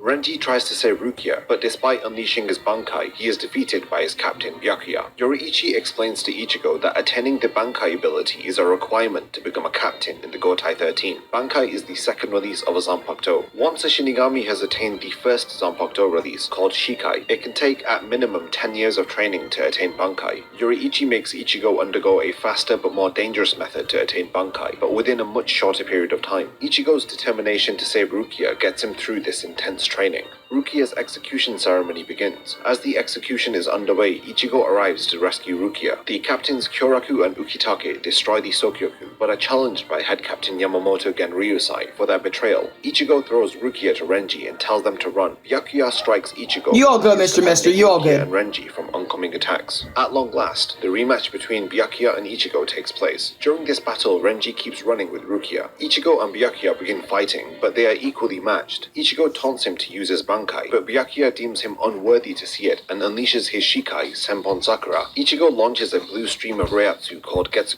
Ichigo versus Byakuya was a really good fight too. Whoever hasn't watched it should watch it, but I know everyone here pretty much has. Potential. I'm just saying for people that like watch this as a video, you know? Finally releases his Bankai, Zenbon Sakura Kageyoshi. Ichigo avoids the tiny blades from Byakuya's Bankai release, but to no avail. Even Getsuga Tensho is blocked by Byakuya. Ichigo is left with no choice but to unleash his own Bankai. Byakuya is stunned as Ichigo unleashes his Bankai Tensa Zangetsu. Ichigo's Bankai is too fast for Byakuya to keep up I just got my food, Sakura Kageyoshi is powerless against Where'd you Ichigo. go? Byakuya wanting to end the battle, then reveals his I'm not even done with this video. Byakuya manages to outpace I'm like Ichigo 34 with his minutes Senki in, and my ability. stream's an Byakuya hour. has the upper hand and summons a sword from his surroundings to stab Ichigo's Meaning it might be right 2 foot, hours when we surprising end this Ichigo shit. and dealing him a lot of pain. Byakuya then uses Hado number 4, Byakurai, to damage Ichigo's right shoulder. Ichigo seems like he is at his limit. He is stunned by the situation, and he tries to move his body to avoid the final blow. He begins to struggle mentally with what is going on, but suddenly a hollow mask forms on Ichigo's face. His inner hollow tells him that if he dies, then it is a problem for him too. Hollow Ichigo takes over and attacks Byakuya. Through Hollow Ichigo taking over, the battle is now in Ichigo's favor, as Byakuya struggles to keep up. Ichigo, however, rips the hollow mask off of his face. He doesn't want to defeat Byakuya with his hollow power. The two finally clash one last time, with both of them wounded by the final exchange. Byakuya's blade is broken by the battle, so he cannot continue to fight. Thus, Ichigo is finally victorious. The Soul Society arc concludes. I'm not gonna lie to you, that Ichigo scream, like a battle scream, dude, I love that shit. Cause Ichigo doesn't do that a lot, you know what I mean? So it's like, That's awesome. Sosuke Aizen is still alive, and along with Captains Ginichimaru and Kaname Tozin, they are traitors to the Soul Society. They manipulated members of the Soul Society in order to obtain a restricted item called the Hokyoku. They achieved this with Aizen's Zanpakuto, which has the ability to put people under complete hypnosis. As long He as did you look see his evil, not soul's gonna lie, Shikai this release. channel shut Aizen down. makes his way over to Rukia and Renji. Aizen defeats Renji, but as he is about to deliver the final blow, Ichigo saves him. But Aizen quickly dispatches the both of them. Aizen's Oh, hold on real quick. I'm sorry for pausing so much, but this is a reaction video. Dude! Bro, I was on, look, let me tell you how I reacted. Alright? When Ichigo saved Renji, I was like, yo, Ichigo came in! What's up, Renji? Need a hand? Renji's like, hell yeah, I need a hand, my G. Alright, we're both on the plan to take Aizen on together. When I'm ready, you charge the motherfucker. Do. Oh. You know, Ichigo's theme song starts playing. Aizen's like, Ichigo's gonna go hit for Aizen. Aizen's like, get that weak ass theme song out of my face. Bitch. Bro, low key, when I saw that scene for the first time, I was like, no anime character has stopped a main anime character's theme song like that before. Because I have seen no anime stop their main character theme song ever. Bleach was the first time I seen something like that, which made me get hyped for this villain Aizen even more. Is to merge Shinigami with Hollows in order to surpass ordinary It just Shinigami power. surprised me He so intends much. to Oh do my this God. with the help of the Hokyoku. Urahara had created the Hokyoku and concealed it within Rukia's soul. Aizen removes the Aizen has more plot than the Despite anime everyone's best and efforts, manga Aizen alone, besides gains your control watch, pretty of much. Hueco Mundo. The Soul Society arc ends with Ichigo officially being given a substitute Shinigami badge and is acknowledged by the Gotai 13. The confrontation between Ichigo and Byakuya is a battle of two conflicting ideals. Byakuya seeks to adhere to the rules of the Soul Society, whereas Ichigo seeks to protect Rukia. He even tells Byakuya if he was in his position, then he would use all of his power to oppose the law in order to protect his sister. During this battle, we also see Hollow Ichigo trying to take over when Ichigo begins to lose the battle. Hollow Ichigo appears and says if you die then that would be a problem for both of us. When his inner Hollow takes over, it criticizes Ichigo for not correctly using his Bankai. Hollow Ichigo takes over and uses Ichigo's abilities more effectively. This moment is significant as Ichigo rejects the help from his Hollow side here. The impact of this moment will carry more significance into the next arc, but Ichigo clearly does not want to rely upon this power that is dormant within him. When the conflict concludes, Byakuya acknowledges Ichigo and his abilities. He understands that Ichigo wasn't personally holding anything against Byakuya. He was just opposed to the laws which were being enforced upon Rukia. Byakuya knows that they weren't enemies during this exchange. This really explains the nature of Ichigo's personality. Throughout the conflict, he maintained his honor. He even apologized to Byakuya for when the Hollow took over. He wanted to defeat his opponent on his own terms, without an external force help. Exactly, bro. Niggas don't get that though. Like, I mean, I'm not gonna lie to you.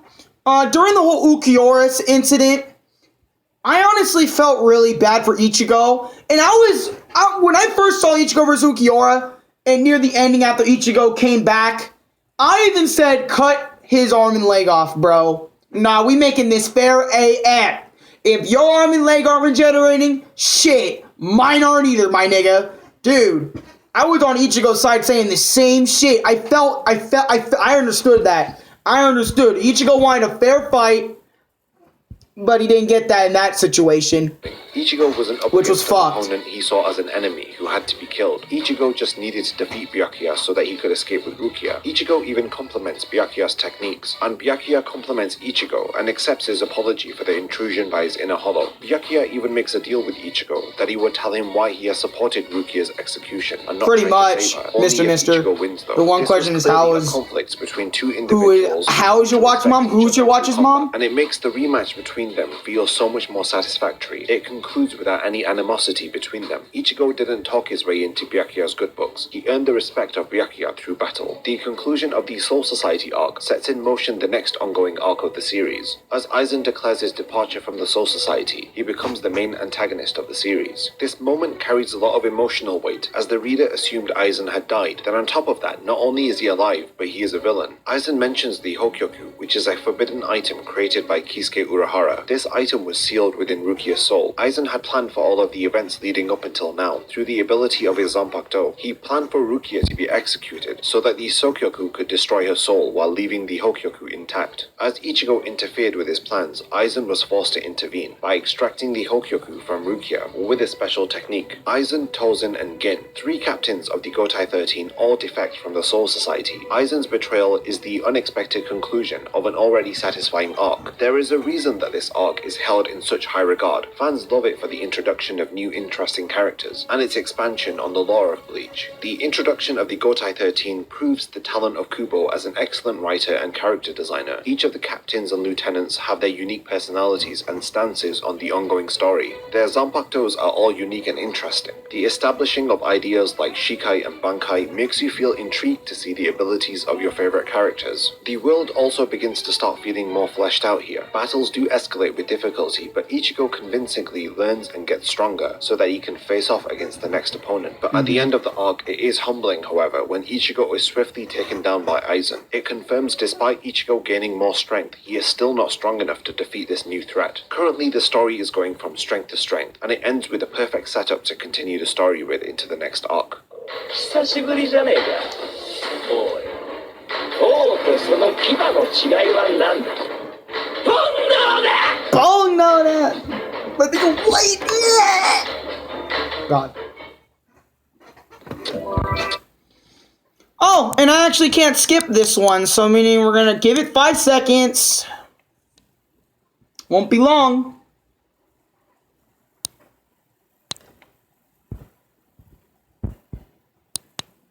Alright, back to the video.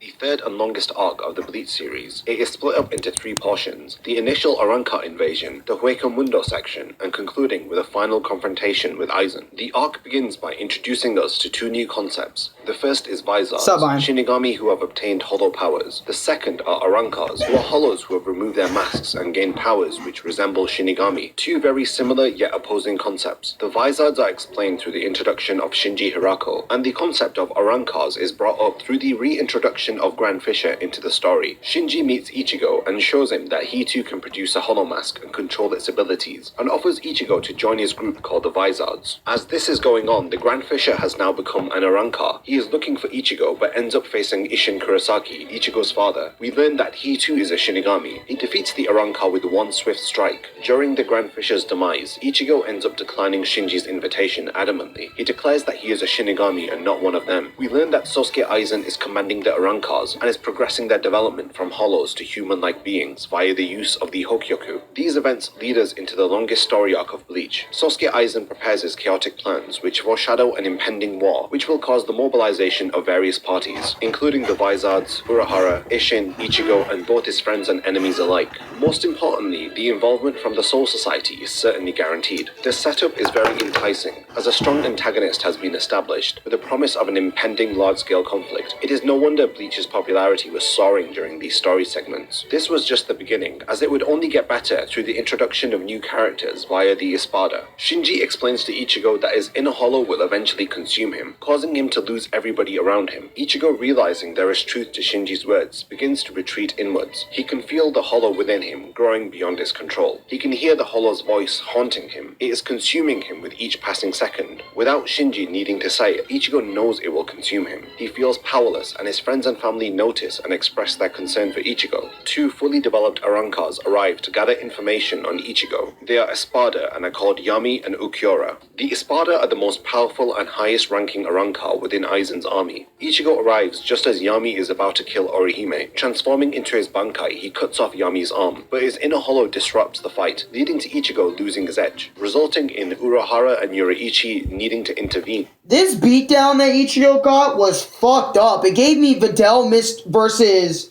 Smopovich vibes, kind of, a little bit. Not too much, but just a little bit. Because it's just fucking brutal. Yami's just beating this nigga down with just one arm. Jesus Christ. to save Ichigo and his friends. Rukia returns along with other members of the Soul Society to keep watch over Karakura Town and to gain experience fighting the Arankars. During a routine fight with a Hollow, she snaps sense into the rundown Ichigo, questioning him on his failure to protect Orihime. She encourages him to defeat his inner Hollow. Another Espada called Grimmjow is introduced as he invades Karakura Town with his underlings without Aizen's permission. Grimmjow defeats Rukia with one fatal blow, and he overpowers Ichigo without even drawing his Zanpakuto, as Ichigo counters his attack. Channel Shutdown, you ain't wrong. Grimmjow versus Ichigo was way worse of a beatdown. His inner Hollow awakens once again. When Grimmjow is escorted back to Hueco Mundo by Kaname Tozen, Ichigo is left utterly defeated. With his inner Hollow taking over more, he is left to finally consider Shinji's invitation to seek out the Vizards. The Vizards help Ichigo to control his inner Hollow. Grimmjow He has no intention of being controlled by Ichigo. His reason being that Ichigo has no instincts in battle. Eventually, after Ichigo speaks to her inner manifestation of Kenpachi, he is able to subdue his inner Hollow. Ichigo, now controlling his Hollow side, trains to lengthen the time he can remain in battle. I would, but hold on. Let me answer this question real quick. This is the last pause until after, until I feel like it. Can you do my experience with cartoons like Regular Show, Adventure Time, Gumball, etc.? You know he didn't die in the manga. I used to pronounce vizards as wizards. Are you serious? Oh my god, Mr. Mister, no! But, the reason why I don't do my experience with, like, Regular Show, I don't remember the show like that. Same with Adventure Time. Adventure Time I haven't seen in ages. And Gumball, I haven't even watched it since whatever season ago. So that's why I don't do my experience with cartoons, because I don't really remember them too much like I do with anime. Anime is just my new thing, you know?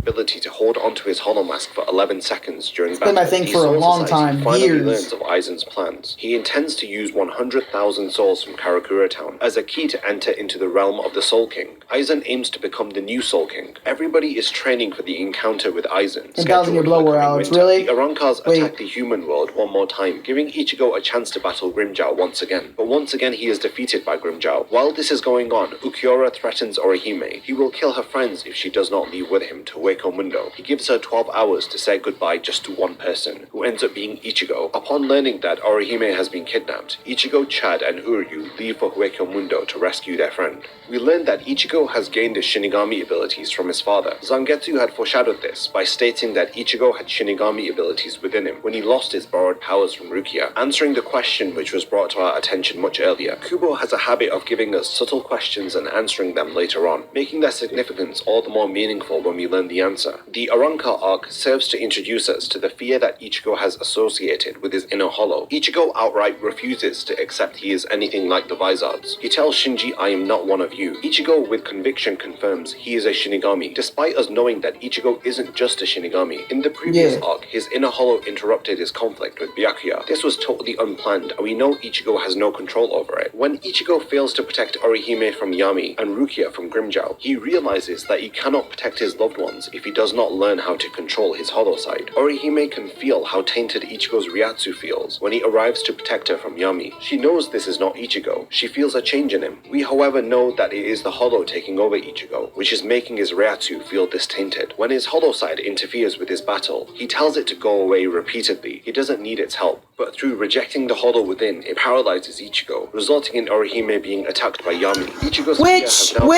hold on, let me state this really quick, sorry. But in the manga, right, of this scene, go away, go away, go away, the anime tried doing something like this, but it just made Ichigo look like he was just sitting there waiting to get pounded, in my opinion. I felt like just by looking at these panels alone, the manga just did it way better. Like they executed Ichigo being paralyzed during this instance way better than the anime did.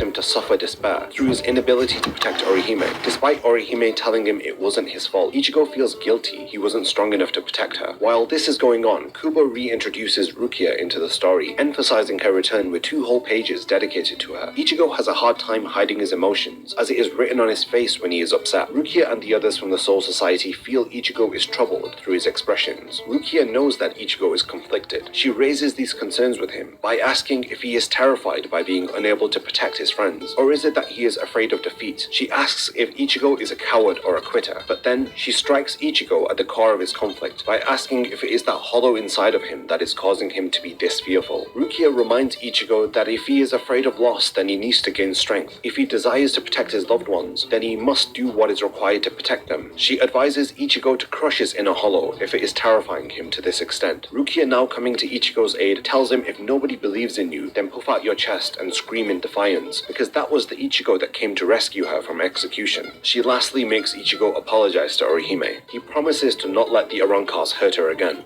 Thanks to Rukia, Ichigo has returned from despair. This works so well as Rukia was the cause of Ichigo's resolve in the previous arc. Now that he is fearful and doubting himself, Rukia's words are very impactful. We feel the emotional weight of this moment because through her being alive and talking to Ichigo, it is a direct result of Ichigo's resolve. Rukia would not be alive to reassure Ichigo if he didn't resolve to save her. This is the man that Ichigo really is behind this despair that he is feeling. But just like real life, it doesn't take Rukia is so forward, it's scary.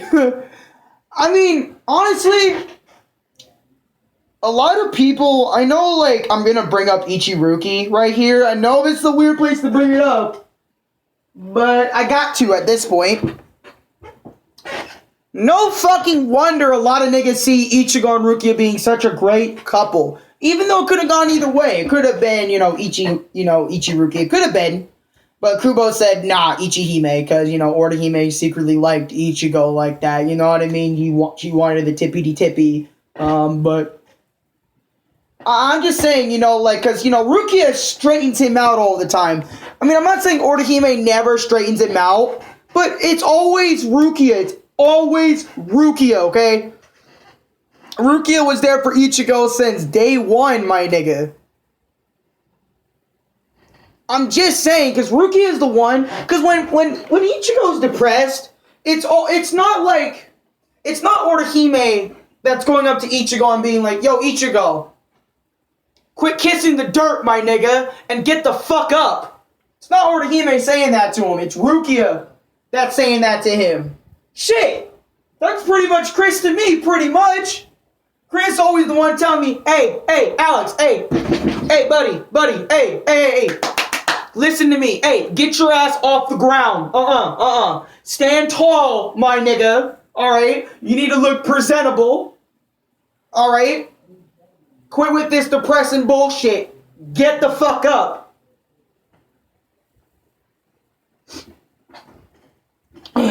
Which is why y'all niggas should go subscribe to Killer Rainy Sharingan 189. Check his channel out right now. He deserves it. Get this man to 200 subscribers. Go. Oh, wait. Go. Check it out. He needs that subscribers. And the views. Check him out. He makes good content. Moving on. To snap someone out of their focus. I'm gonna put his channel description of this video too, fuck it. He ends up using the Black Getsuga Tensho, which is a technique that belongs to Ichigo's hollow. He knows using it gives his inner hollow the strength to come forth. Grimmjow is forced to withdraw from the fight, as Ichigo protests his abrupt leaving, as he tells Ichigo that Tozen has just saved his life. With the hollow consuming a portion of his eye, Ichigo stands defeated. Grimmjow, noticing how much of a toll the Black Getsuga Tensho was taking on Ichigo, tells him that he stands no chance against him. Ichigo once again wasn't able to protect anyone. The injuries that Rukia sustains bring back the despair that Ichigo was feeling. Once again, he feels responsible for not having the power to protect his friends and family. Throughout this whole time, Ichigo has been trying to suppress the hollow inside him. He now realizes he has to face this problem and possibly accept his hollow side, if indeed he wants to follow Rukia's advice. If Ichigo desires to protect his loved ones, then he must do what is required to protect them. Ichigo finally heads out to the Vizards. The invitation he rejected at the start of the arc, he is now forced to accept. The Vizards instantly detect that Ichigo is holding back in battle, as he is Wait, Alex, you want to read Thousand Year Blood War and see Grimmjow? I can't read on here. I'll get fucking copyrighted for that. But, I know what Grimmjow was in Thousand Year Blood War. I've read the Thousand Year Blood War. Afraid of his inner hollow. Hiyori taunts Ichigo to perform Bankai, prompting Ichigo to holofy. Ichigo is still suppressing and denying his inner hollow. He can't figure out how Hiyori is wearing a mask but is able to have complete control over herself. Ichigo says he will never open up his soul to his hollow, but then it awakens. It takes all of the Vizards to subdue Ichigo in this state. Ichigo ends up going into his inner world and meets his inner hollow. Ichigo needs to have an internal battle to be able to holofy on command. This This is one of the most significant character-defining moments for Ichigo. Ichigo cannot see Zangetsu, but Hollow Ichigo states that he is Zangetsu and attacks Ichigo. On the outside, the Vizards are doing their best to subdue Ichigo's hollowified body. Hollow Ichigo continues to echo that he is Zangetsu when Ichigo questions him. He further tells Ichigo that Zangetsu and himself are one. They are his spirit energy, stating that his inner hollow became more dominant as Ichigo drew upon his power more, causing Zangetsu to become a part of his inner hollow. That's why his hollow side was taking over the more that Ichigo was calling upon Zangetsu's power. Ichigo has to defeat his inner hollow to return Zangetsu to the center of his spiritual power. BRB, though, Alex, gotta do something really quick. Don't end the stream yet. No, I'm not in the stream yet. And Skill Driver, thank you for staying as long as you did. I hope you have a great nap / sleep. Alright? And I wish the best for you, bro. Alright.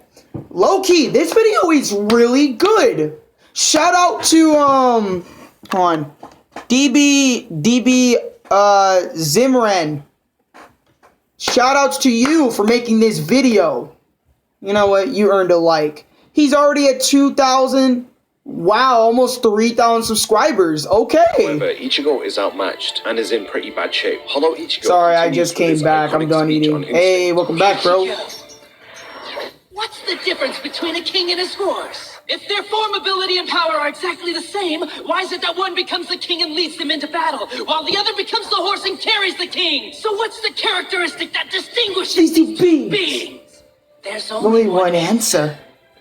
Instinct! Sorry. This is what Ichigo lacks. Ichigo needs a desire to kill, but he lacks that drive to utterly destroy his opponents. He is not fit to be a king. Hollow Ichigo refuses to be the submissive horse, when he is stronger than the king who is figuratively leading him. If Ichigo continues the way he is, he will only be leading the two of them to be killed. A manifestation of Kenpachi explains to Ichigo that he seeks battles to gain power. He has to want to conquer and slay his opponent. Ichigo's desire to battle is in response to his desire for power, which stems from Thanks, and you for you too, and no problem. I like your streams. Okay, I'm gonna go. Alright, peace, bro. Ichigo's desire to protect. With a new honestly, the VA for English dub white is for now. This whole I love both VAs. I love all VAs. Yeah. Attack to kill. Alright. I mean, it's the same as Johnny Young. It's Johnny's the voice actor for White too. It's just that, you know, they have to do like a whole tone down for him. Personally, I love both voices, you know? Resolve and conviction. Whereas this moment serves to teach Ichigo about purpose, the means to the end, what it will take to protect someone he loves. As a significant moment in the series, it works well because Ichigo is having to face his fear, which he was running away from. He learns about his killer instinct and thirst for battle, something which he will be relying upon if he is to face off against the likes of Ukiura or Grimmjow, the opponents with no sense of reason. Why did they put Kira from the bout arc in that Byakuya and Kenny scene for the anime? I have no idea why. They are lit, but not giving me the same vibes JP. Bro, the JP vibes, oh my god. I'm just saying, I love Bleach, man. Like, I really do, man. I need to make more content for it, because after I left, you know, the whole Bleach Brave Souls deal, you know, I need to make more Bleach content. I don't want to be Seth the programmer and be like, oh, I'm going to make one Bleach video, make one video that revolves around Bleach, forget about it for months upon months, then comes back with a video. No, sir. I got you. I'm going to make this. How about this? I got a promise for y'all. Alright? I'm going to make this Bleach week. Well, Bleach week. More like Bleach day. Bleach time. What I'm going to do is... as you guys can see, Thursday, expect another Bleach stream. Don't question me what it is, just leave it at, it's gonna be a Bleach stream on Thursday. I got y'all. Just give me like a day to recuperate, you know, and focus on school like I did today, you know, just, yeah.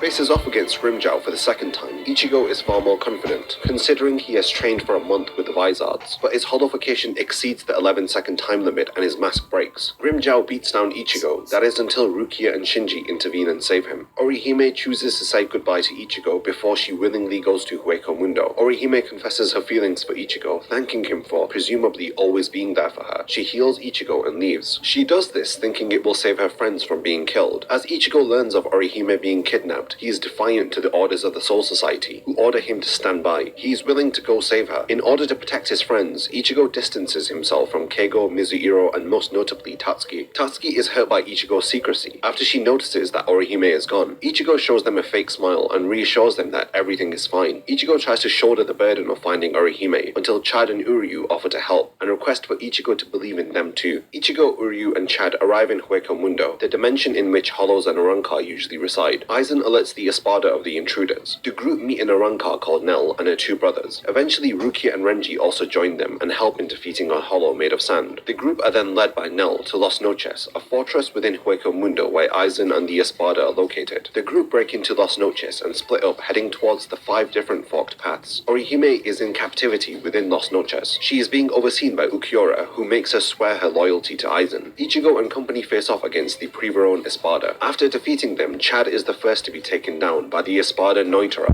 Rukia Of course, Chad. Chad's always the first nigga to be taken out. Even in Soul Society arc, he was taken out first. Come on, man. Can it be someone else than Chad that gets taken out first? What the fuck?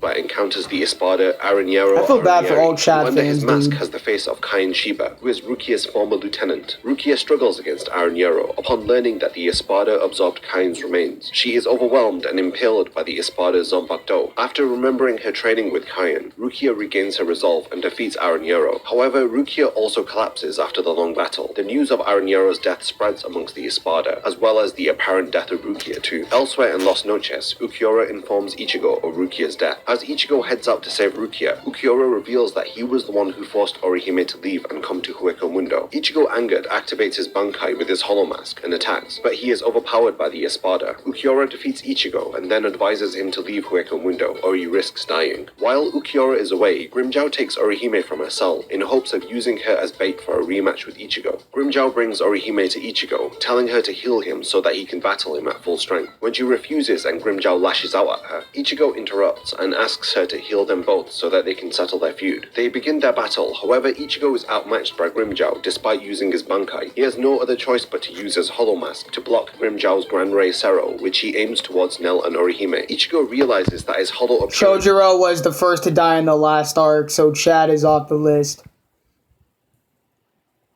I'll give you that. Oh dang, 4 niggas? What the hell? is making Orihime feel uncomfortable and shaken. I gotta finish this up. Know what I mean? Ichigo, who begins it's a long video. By the fight. Orihime is struggling to watch the fight. Ichigo's Hollow Mask is frightening her. She is shaken. However, beside Orihime, well, I'm here. Hey, what's up, Snipey?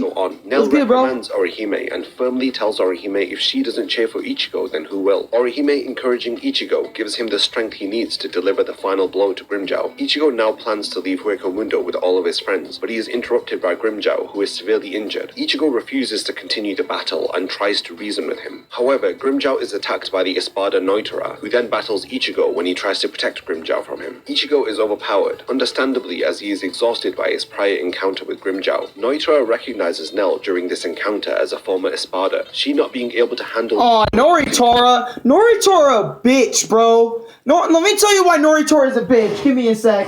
The reason why Noritora is a bitch is because he literally came in right after Grimmjow was already defeated. There was no, Grimmjow had no energy to fight. Noritora came in and said, yeah, fuck your shit, bruh. Grimmjow's like, ah! Like a pussy. Instead of fighting like Ichigo at full strength, he's like, okay, I'm just gonna torture and beat Ichigo down while he literally just got out the fight with Grimmjow. And I'm also gonna try to kill one of my allies, Grimmjow, too, while you know, at it.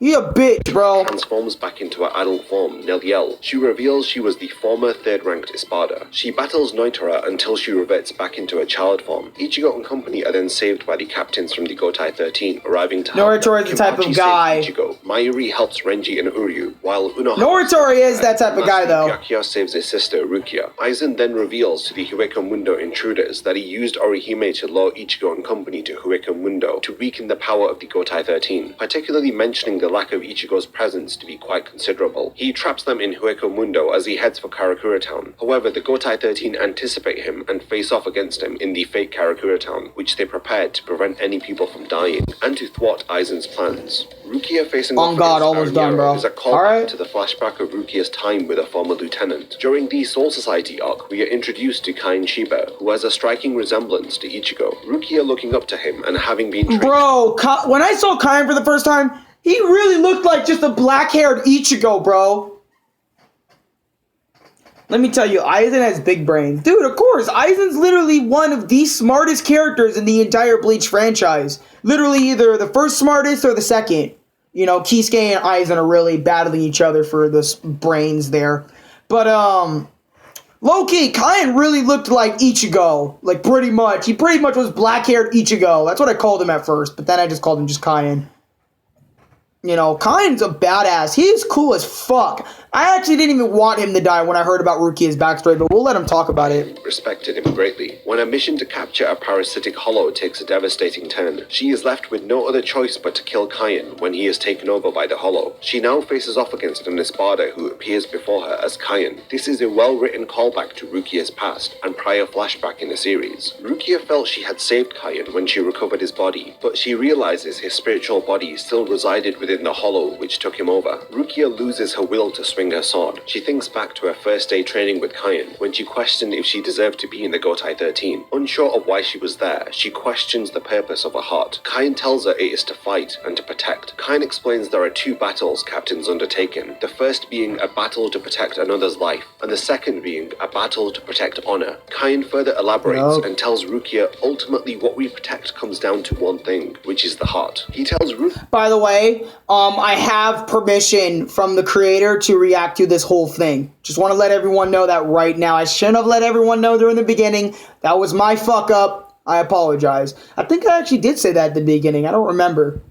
That the but if I didn't, I'll say it here. People who grow close and care for one another. He tells her that the heart that is formed between people should be left with your friends once you have died. That's why you shouldn't die alone. This way, even after you have died, your heart lives on in the people that you grew close to and cared about. Rukia defeats Arekkusu when she realizes that despite his body being taken over by the Espada, Kain's heart was not consumed. Arekkusu may have Kain's memories, but he does not have his heart. Kain's heart is within Rukia. Her memories and the bond that they shared is the true essence of his heart. Rukia is struggling to cling on to life as she remembers her friends, and like Kain, she wishes to not die alone. Still resolving to save Orihime, she collapses, while wishing to save Orihime from the loneliness of captivity, which she too had to endure in the previous arc. The theme of the heart is introduced here, and we will revisit it again in a unique situation. Adding to themes and emphasizing them is a technique which Kubo employs masterfully in his writing. When Ukiura informs Ichigo about Rukia's death, Ichigo tells Ukiura he has no reason to kill him, as he hasn't hurt any of his friends. This changes when Ukiura tells him he brought Orihime to Hueco Mundo. Ichigo instantly attacks the Espada. Ukiura confirms he intended for Orihime to appear as a traitor by making it look like she willingly left for Hueco Mundo. God damn, she did. Ichigo if he has a reason to fight him. Moments like this reinforce Ichigo's character and purpose. By reinforcing these themes of reason and purpose, it maintains consistency. His reason and purpose are backed up by his actions time and time again. Ichigo does not attack Ukiura until he knows he has deliberately hurt Orihime. Ichigo's battle with Grimmjow begins when Grimmjow brings Orihime to heal Ichigo, who is unconscious after his encounter with Ukiura. Grimmjow confirms it was Ukiura who defeated Ichigo, as he always leaves the same wound in his victims, a hole in the center of their chest, similar to Ukiura's own hollow chest. Grimmjow urges Orihime to heal Ichigo fully before Ukiura arrives. Instead of letting Ichigo die, he wants him healed so that he can kill Ichigo himself. Ichigo honors Grimmjow's request by wanting him healed too so that they can fight fairly. They both share a strange rivalry. Grimmjow questions Ichigo's reasons for coming to Hueco Mundo. Was it all really to save Orihime, or did he come here to fight? Was he guided to Hueco Mundo by his instinct? The age-old Shinigami versus Hollow feud manifested in their rivalry. Grimmjow confirms his own reason for fighting, and that is to be the victor, the last man standing, the one who gets to live. When Ichigo dons his Hollow mask to protect Orihime and Nell, this terrifies Orihime. Ichigo acknowledges her reaction and reassures her, but she cannot help but to feel afraid. Grimmjow also activates his released form, both of them taking this battle seriously and not holding back. Ichigo seems to be enjoying his battle with Grimmjow. They both even exchange confident remarks with each other. Orihime looks on.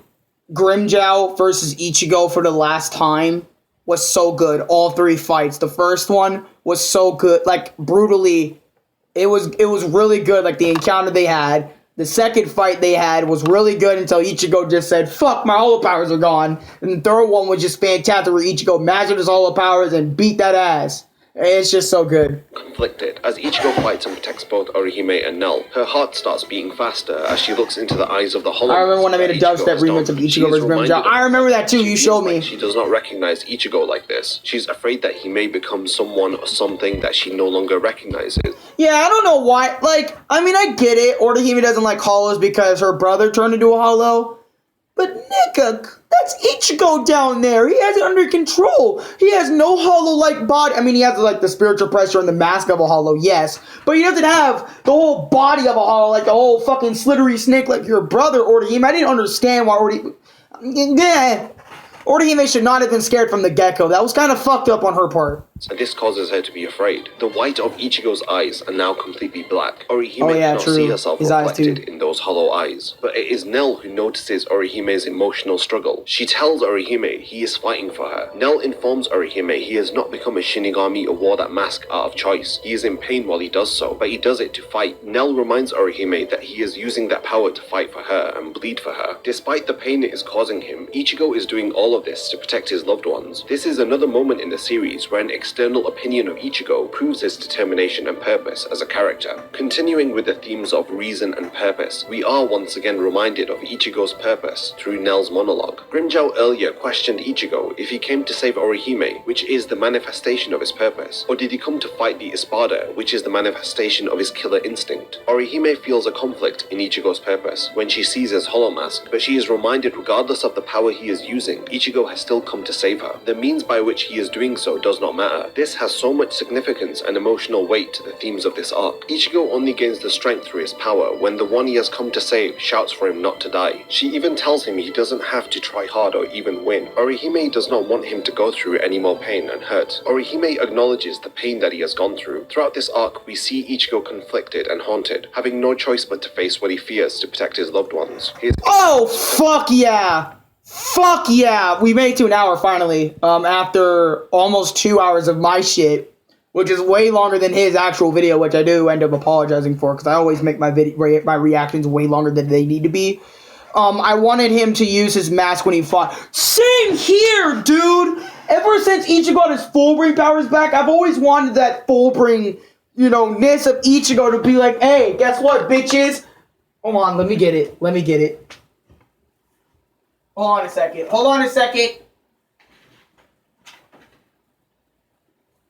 Guess what, bitches? Hollow Mask is here, and I ain't playing no games. So take some L's, you bitches. Get your attention. You know what I'm saying? Bro, low-key, I really want him to bring back that mask. Bro, me and Chris both talked about this so many times, bro. We were like, bro, imagine if Ichigo just brought out his mask during the Fullbring arc and the 1,000-Year Blood War. That would have helped him lots during his first encounter with Yuha. Just saying, even though if you would have only lasted a few more seconds longer, just saying, it would have been so fucking cool. Ichigo would have been fucking strong during that. But anyways, let's continue. Purpose and internal conflict all make sense in this one meaningful exchange by Orihime. This is what helps Ichigo to deliver the final blow to Grimmjow. A lot of people are under the impression that rescuing Orihime... Oh yeah, that's true as well, because, I forgot about that. Yeah, White is technically his full bring.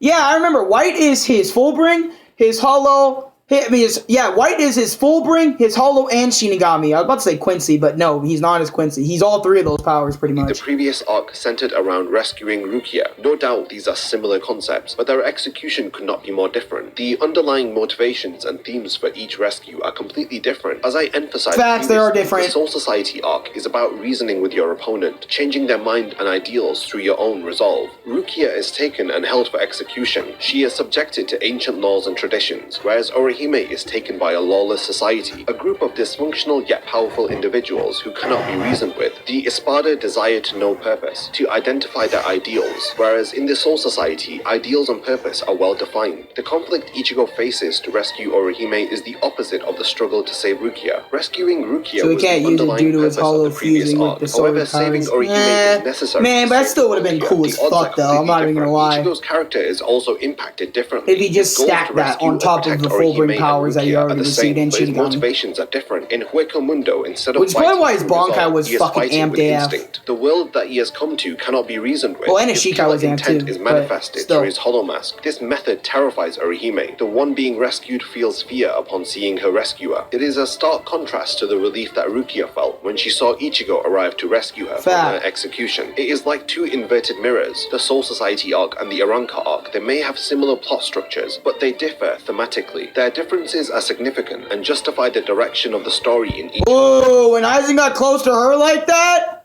Shit, if Ichigo was in the room, Ichigo would have busted his ass. I'm just saying. Orihime's character is given a lot of depth during Ichigo's final battle with Grimmjow. Her mask of happiness is removed, and we see her insecurities and her feelings. Through her fear, she questions the identity of Ichigo, the person that she just confessed her love for. Ichigo can feel Orihime's apprehension and fear, and this stunts his power. He remains in pain until Orihime understands how much he has gone through to have the power to protect his loved ones. Ichigo's purpose and reason to fight is affirmed by Orihime, as opposed to Rukia, who is reassured to continue living in the previous arc. The next major battle in the series is Ichigo finally facing off against Ukiura. Ichigo begins by wearing his hollow mask and gaining the upper hand against Ukiura. Uryu is asked by Ichigo to protect Orihime while he fights. As their battle continues, Ukiura releases his Zanpakuto, which makes Ichigo realize just how powerful he truly is. Ukiura tries to bring despair upon Ichigo, questioning why he won't give up, but Ichigo replies by saying that nothing will stop him from fighting. Ukiura challenges this statement by activating his released form. He fires a Sero through Ichigo's chest, leaving a hole through his body where he was hit. It appears that he has been killed. Uryu takes over the battle as Orihime begs for Ichigo to help Uryu. Ichigo, hearing her cries, transforms into the Vasto Lorde, a new hollow form. He loses... Which the new hollow form was the coolest form in this series, mind you, and it was only shown once. Why? Except for Hellverse. Hellverse was like the second appearance, but that don't fucking matter. And in the filler. But still, like, this is my favorite form of Ichigo and still only shown once. Fuck! Now I know how Chris feels when... Well, no, the Nine Tails are shown multiple times, man. But the Hollow was shown multiple times. But the whole fucking... I wanted this form to fight niggas left and right, bongo drums, taking names, bro. So, whatever. And defeats Ukiura, but in the process he seriously injures Uryu. When Ichigo returns to his normal form, he looks at the destruction to the surroundings and the damage inflicted upon Ukiura and Uryu. As Ukiura demands to continue fighting, Ichigo asks him to cut off his limbs. Okay, you're right there, Mugetsu was. As Ukiura is about to grant Ichigo's request, his remaining wing dissolves into ashes as he asks... Okay, you're not wrong. This channel is shut down. Mugetsu was only shown once, but that's a technique, not a form. There's a difference. Dongai was shown multiple times because, you know, multiple different scenes of him, and then Mugetsu was shown once, but which Brave Souls made Mugetsu look, you know, like they made him have a whole character / form of Mugetsu in the game. So, I mean, I guess he's a form now, but he's still a technique, whatever. Alex, the reason that form was only shown once because Ichigo lost control and he never wants to lose control again, so Vaso never shown again. Still though, I'm not gonna lie, I would have loved to see Vasculorde one more time in the canon, like if Ichigo just straight up, like what if you watched a straight up battered Orihime right in front of his eyes? I would love to see his Hollow Rage out, dude, and see how strong his rage, like, oh my god, that would have been fucking sick. The Horn of Salvation, fuck the Horn of Salvation, man, that was not satisfying to me at all. Well, okay, it was satisfying to me a little bit. Because it's cool as fuck to see Ichigo with the Horn. And, you know, my opinion's so mixed on the Horn of Salvation. Because it's like, I like it because it gives Ichigo the look of what he used to look like in his Hollow. But at the same time, it's like a totally new look. And I'm sitting there like, why only one horn? Where's the second one? Where's the long hair? Fuck! I didn't get what I wanted. No, I'm playing. I mean, at least Ichigo, you know, at least Kubo kept his hollow forms. That's something true. But I'm just saying still, god damn it. I would have loved for Ichigo to have long hair, 2 horns. Don't need the mask. You know, fucking black, what is it, eyes with the, well, black, outline of the eye, and then the, you know, the yellow shit. Would have loved that. Skin, can still look the same as Ichigo's regular skin. I don't give a damn. Give me long hair. Give me long, luscious Ichigo hair. Orange as hell. Give me 2 hollow horns. 2 freaking, the usual hollow eyes. 2 blades. Let's go. Kill some niggas. You know what I'm saying? Ichigo to kill him, but Ichigo refuses to, honoring Ukiura in his final moments. Ukiura is a very interesting character. He is. Cares very little about the well-being of others. He even considers them to be easily disposable. The interesting theme which surrounds Ukiura's character is that of the heart. Previously written into the arc through Rukia's flashback of Kaien, the themes of the heart are explored more through Ukiura's character. He does not believe in the existence of emotions, which he describes as the heart. If it cannot be seen Welcome with back, his Mr. own eyes, Mister. then it does not exist to Ukiura. He embodies emptiness and a lack of emotion or desire. There is nothing but existential. Dude, I feel you on that, Snipe. I loved Ukiura just as much as everyone else did. Ukiura is a really loved Espada / Espada. Whatever, you get my point. Same thing, well, not really same thing, but you know my point. Ukiura was a very loved character in Bleach. I wish he didn't even die, but, you know, Vastalori said, hey, fuck you. You tried to kill me, you tried to kill my host, I'm gonna kill you, so...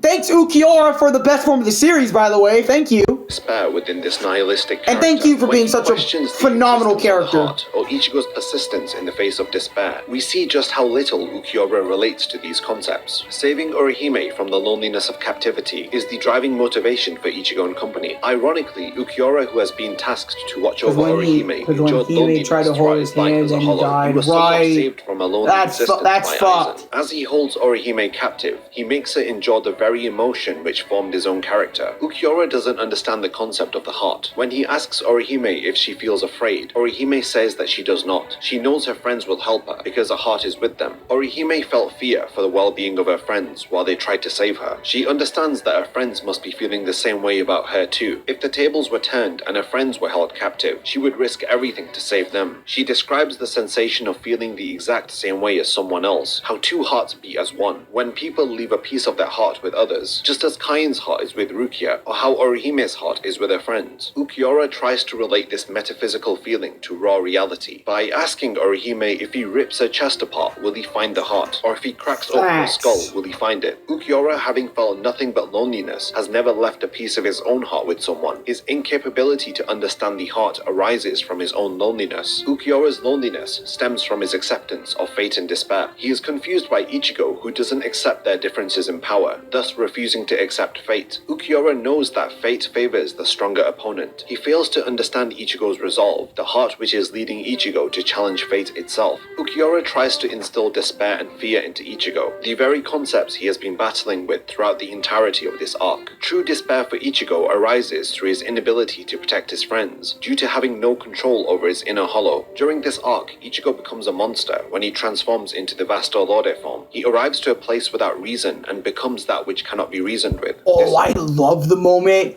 where Vastalorde just shoots the shit out of Ukiura and destroys him, and then he picks him up like he's a piece of garbage, throws him to the side, his body is the ground, Vastalorde going...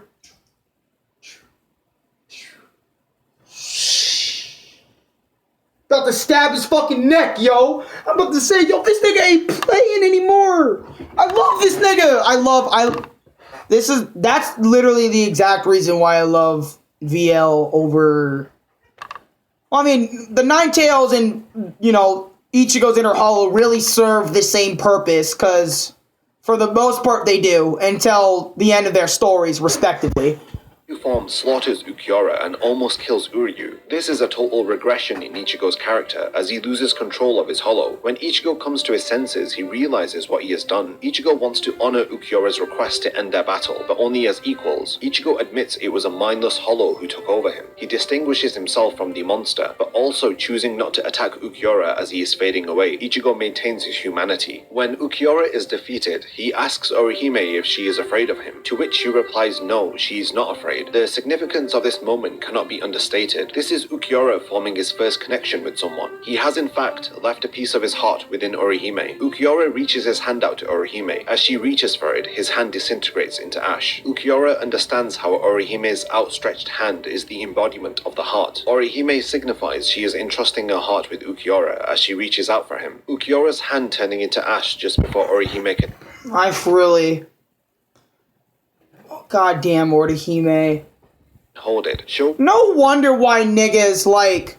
Because I see this all over Instagram, I'm not gonna lie to you. Ichi Uki. Like, Uki Hime. Like, Ukiura X Orihime. Like, shit like that. Like, Orihime, instead of Ichigo and Orihime, it's Orihime and Ukiura being a thing instead.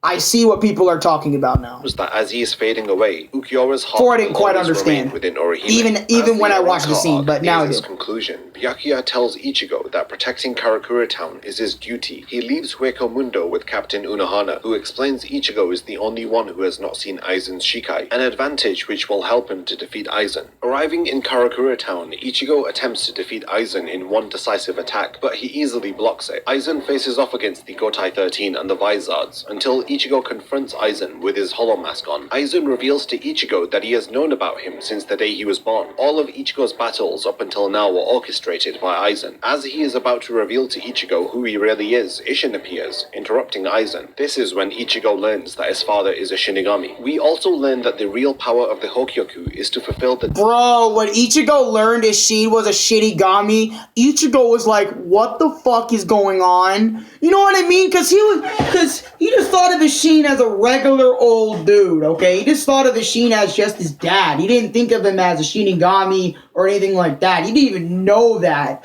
matter of fact. And Ichigo's like, wait, what's happening? Wait, hold on. Wait, what the fuck? Wait, Dad, you're a Shinigami? Desire, you know what I mean? It's like, bro, what? After failing to stop Aizen, he heads for the real Karakura town located in the Soul Society. Isshin tells Ichigo that they are going to protect Karakura. Hi, Dad. Ichigo states that right? They cannot defeat Aizen because, unlike the others, Ichigo can sense Aizen's complete Ryatsu, which is compelling him to feel hopeless. Isshin, however, persuades Ichigo to follow him into the Senkaimon so that they can make their way over to Karakura town. While in the Dangai, Isshin tells Ichigo he must learn the final Getsuga Tensho. Ichigo performs Jinzen, a form of meditation used to communicate with his Zanpakuto. He enters into his inner world, which is completely flooded. Ichigo, for the first time, enters his inner world with his Bankai, and is greeted by Tensa Zangetsu, who refuses to teach him the final Getsuga Tensho. Instead, he attacks Ichigo, who frustratingly tells him if he doesn't teach him it, then he cannot protect Karakura town. Tensa Zangetsu states, that which he wants to protect and what Ichigo wants to protect are not the same thing. He draws Ichigo's attention over to his surroundings, how it differs from his hopeful tall skyscrapers he usually sees. His inner world how's the sword, Dad, if you know what I mean? God damn, it's nice. When Ishin's middle finger flicked Aizen across the street, laughing my ass off, badass, right? I love episode 306 of Bleach. I even went back earlier and watched that shit. Just saying. Reveals to Ichigo that this has happened because Ichigo has once again fallen into fear and despair. However, Tensa Zangetsu refuses to let Ichigo continue feeling like this. I love this scene. Anyone who's a big hardcore Bleach fan knows exactly why I love this scene so much. You don't even need to ask Chris for this one. It's fucking obvious why I love this episode so goddamn much. And why I'm so attached to this goddamn episode so fucking much. I love this episode because I'll rip the root of your despair. Boom! And just rips out White like, come here, boy! And Ichigo's like, wait, who the hell is this? And I gotta try to somehow remaster the scene. I don't care if it's fucking cringy.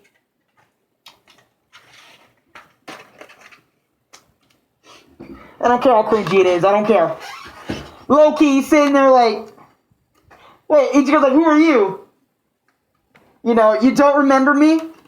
You know, and then Rose showed face reveal. Ichigo's like, wait, I thought you were dead.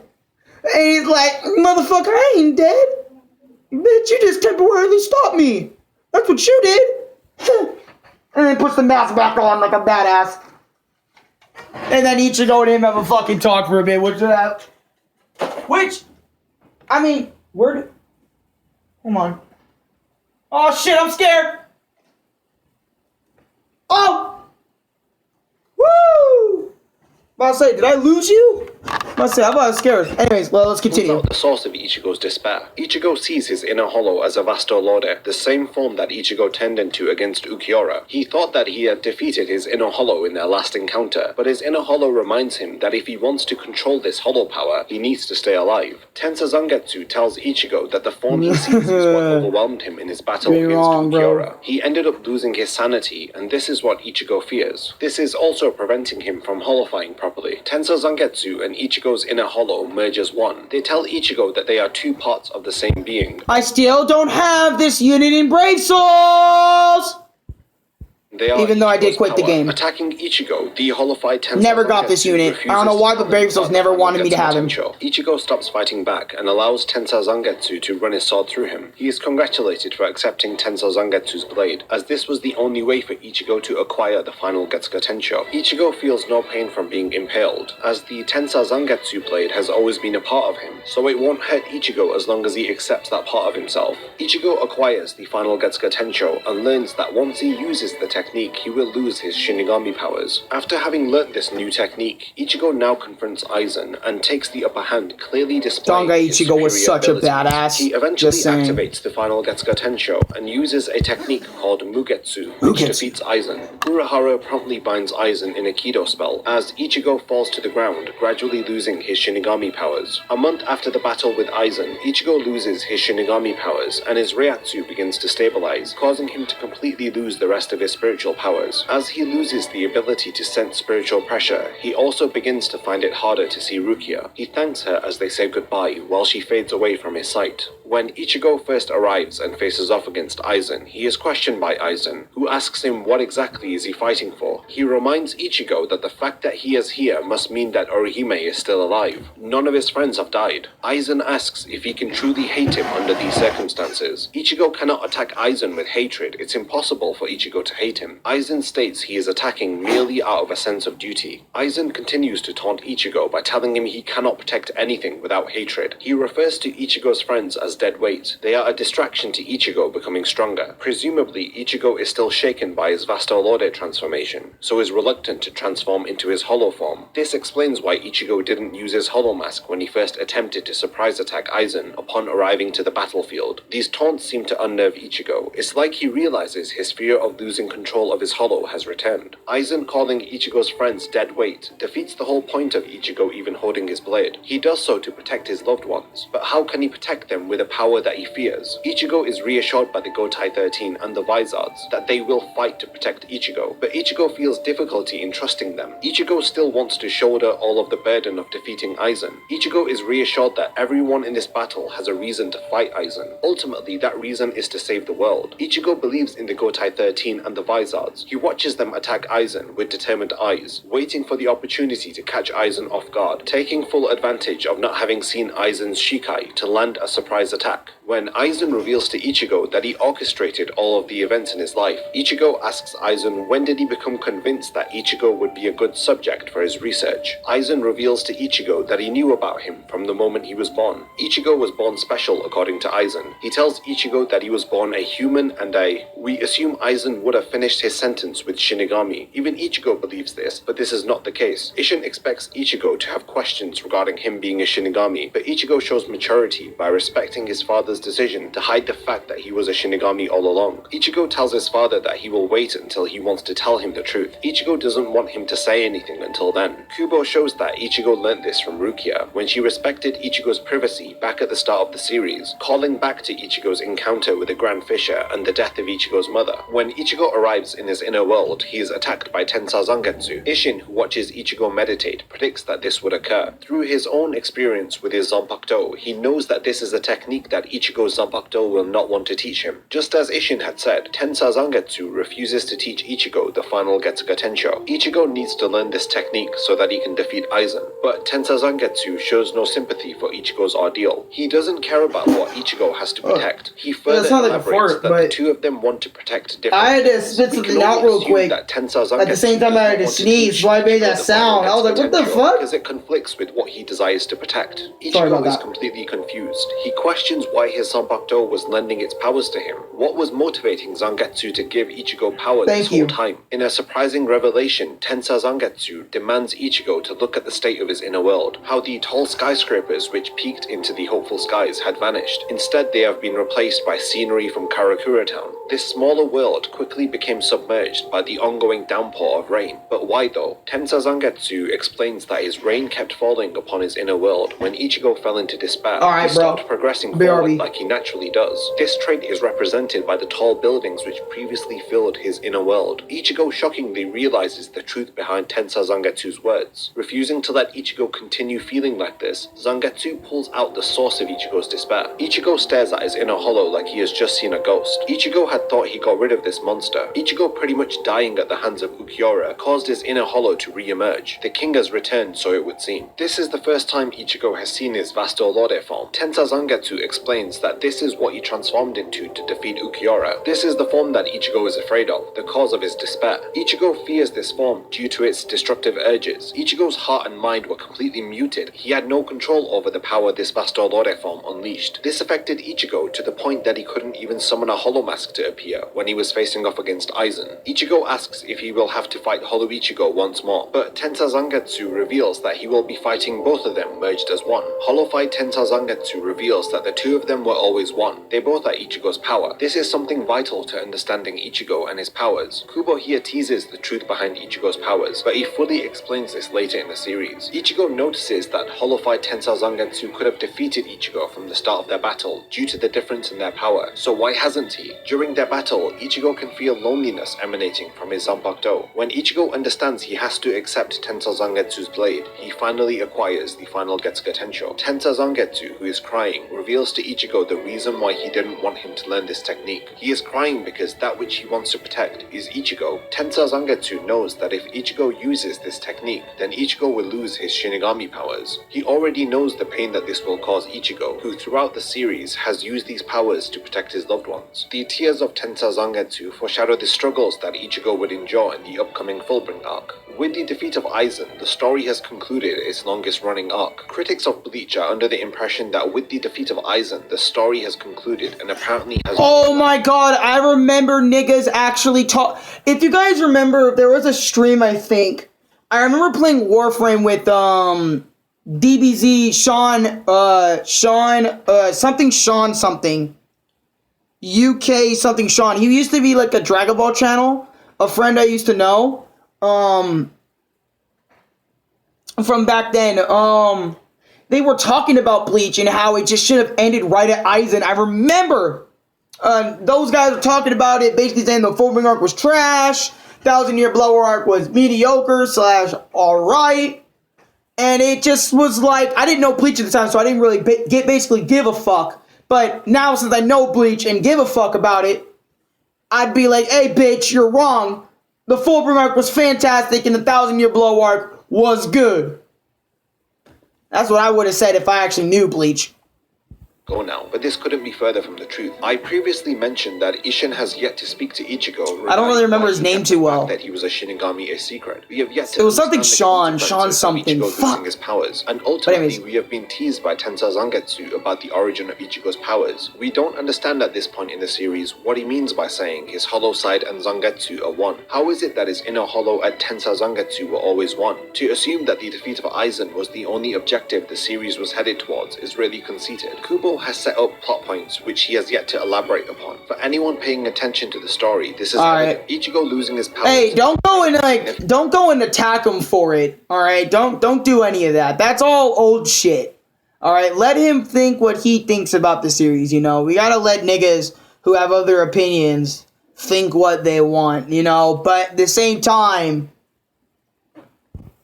Oh no, I just wanted to see his channel. Oh, okay.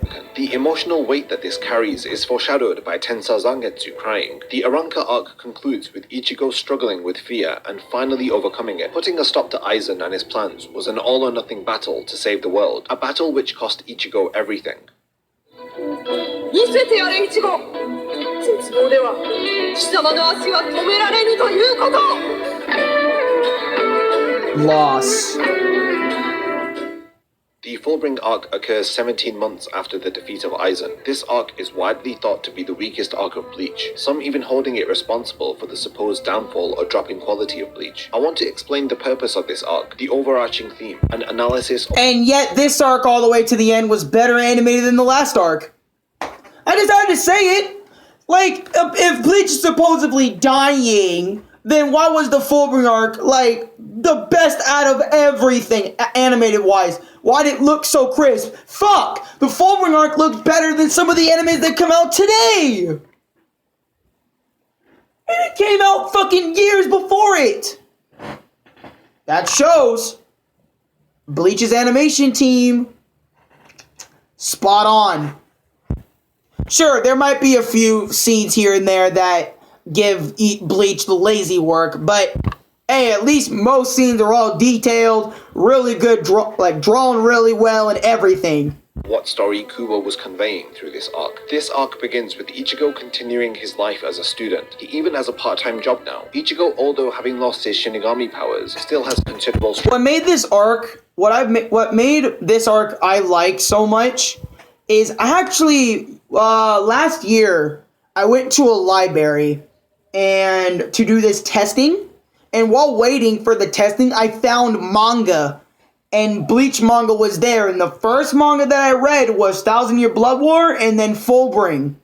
My dad checked in a book for me, which was one of the manga volumes for the Fullbring arc. And I read that bitch, enjoying each page of that shit. Holding the Bleach manga in my hand. Experiencing the Bleach manga in my hand for the first time, I understood why niggas really love buying this shit and just reading it just reading it in hand. I understood that for the first time when I went to that library to do that important testing, which I did read 1,000 Year Blood. I was sitting there, look, cross-legged, cross-legged like this, kind of. Look at Renji right there, dude. Look at my nigga Renji, and shit. Look at my nigga Ichigo and freaking I was fanboying over the manga like that. And I finally understood at that point how manga readers, daily manga readers actually felt when they read a new chapter from the creator every week. But the difference was, those chapters were really new, they were old, but still, I felt relieved when I read manga, not digitally, not online type form, like an actual book form. It felt great. Very human. He is more than capable of dealing with a gang of thugs on his own. The Fullbring arc features a new character called Ginjo Kugo, who warns Ichigo to be cautious of the people around him. He hands him a card to his organization called Execution. As the arc continues, Uryu, who's looking for anything strange, sees a tall figure jumping across the rooftops. After pursuing this mysterious figure, Uryu is cut down and severely wounded. Ichigo learns about Uryu's injuries and rushes to see him at Karakura Hospital. Asking what happened to him, Ichigo gets no answer. Frustrated and feeling powerless, he calls the number to Execution and enlists them to help him find some answers. He learns about the existence of Fullbringers. Chad is revealed to be a member of the group Execution, and he is also a Fullbringer. After Orihime is attacked by the same mysterious figure who attacked Uryu, Ginjo reveals to Ichigo that this mysterious person's name is Tsukishima, and is the former leader of the group Execution. Ichigo undergoes training with the members of the Execution, who each help Ichigo to regain his powers. My dad is the best. Using their own unique Fullbring power. For real, my dad is the best, man. He does so much for me. He got me so many things. He helped me with so many things, man. He really is the best, for real. Respect to my dad as well. There was not one thing he just did not support me in. And if he told me, Alex, you need to do this all yourself, he'd be straight up with me, Training is completed, and he has Fullbring abilities. He returns home to see when he needs to be, he'll be straight up. His friends and family through using his Fullbring abilities. Doesn't need to, he doesn't really need to hide anything. He just straight up tells me, if I need something, just ask. If you want something, just ask. And then he'll do his best to try to get it for me. Hell, even during the worst times of my life, he was just there. Fucking helped me out like a fucking G. too bad. I don't got a dad. I never knew him. And I didn't want to bring that up in one of my other streams because I was going to mention it, but I didn't want to do it because that would be a fucking dick of a move of a friend to do that. Like, basically bring up something that, you know, unless that person, you know, needs to bring up first to start it, it'd just be fucked up. So I didn't do that.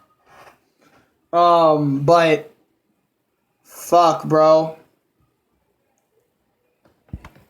That Ginjo is the only person not being manipulated by Tsukishima. Ichigo and Ginjo work together to stop Tsukishima until Uryu arrives and reveals to Ichigo that the person who cut him down was not Tsukishima, but it was Ginjo. Ginjo's true colors are revealed as he promptly betrays Ichigo by attacking him and stealing his newly acquired Fullbring powers. Ichigo, devastated by Ginjo's betrayal, collapses and shouts for him to return his powers to him. Completely in despair, Ichigo cries out he is feeling powerlessness to help his friends and family who are being manipulated by Tsukishima. Unexpectedly, Ichigo is stabbed with his Zanpakuto through his back. Turning around, he sees Isshin and Urahara, and Rukia, who is holding the Zanpakuto. An explosion occurs, and Ichigo emerges holding Zangetsu. Rukia explains how she was able to restore... I'm not gonna lie to you guys. 17 months after not seeing Rukia, why the fuck didn't Ichigo just straight up give her a hug? I would have been like, Rukia! And given her a hug.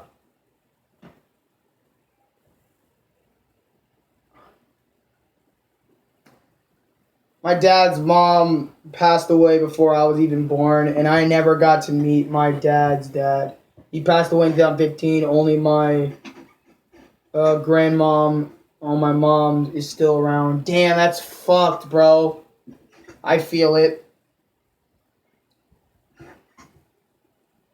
Yeah, my I'm not gonna lie to you guys, this is pretty deep, but my mom's parents both passed away. And now it's like just my mom's brother and his kids and stuff around, pretty much. Fucked. And then my dad still has his parents and stuff like that. Well, kinda. But, fuck. I feel you, Alex and Chris. Fuck, bro.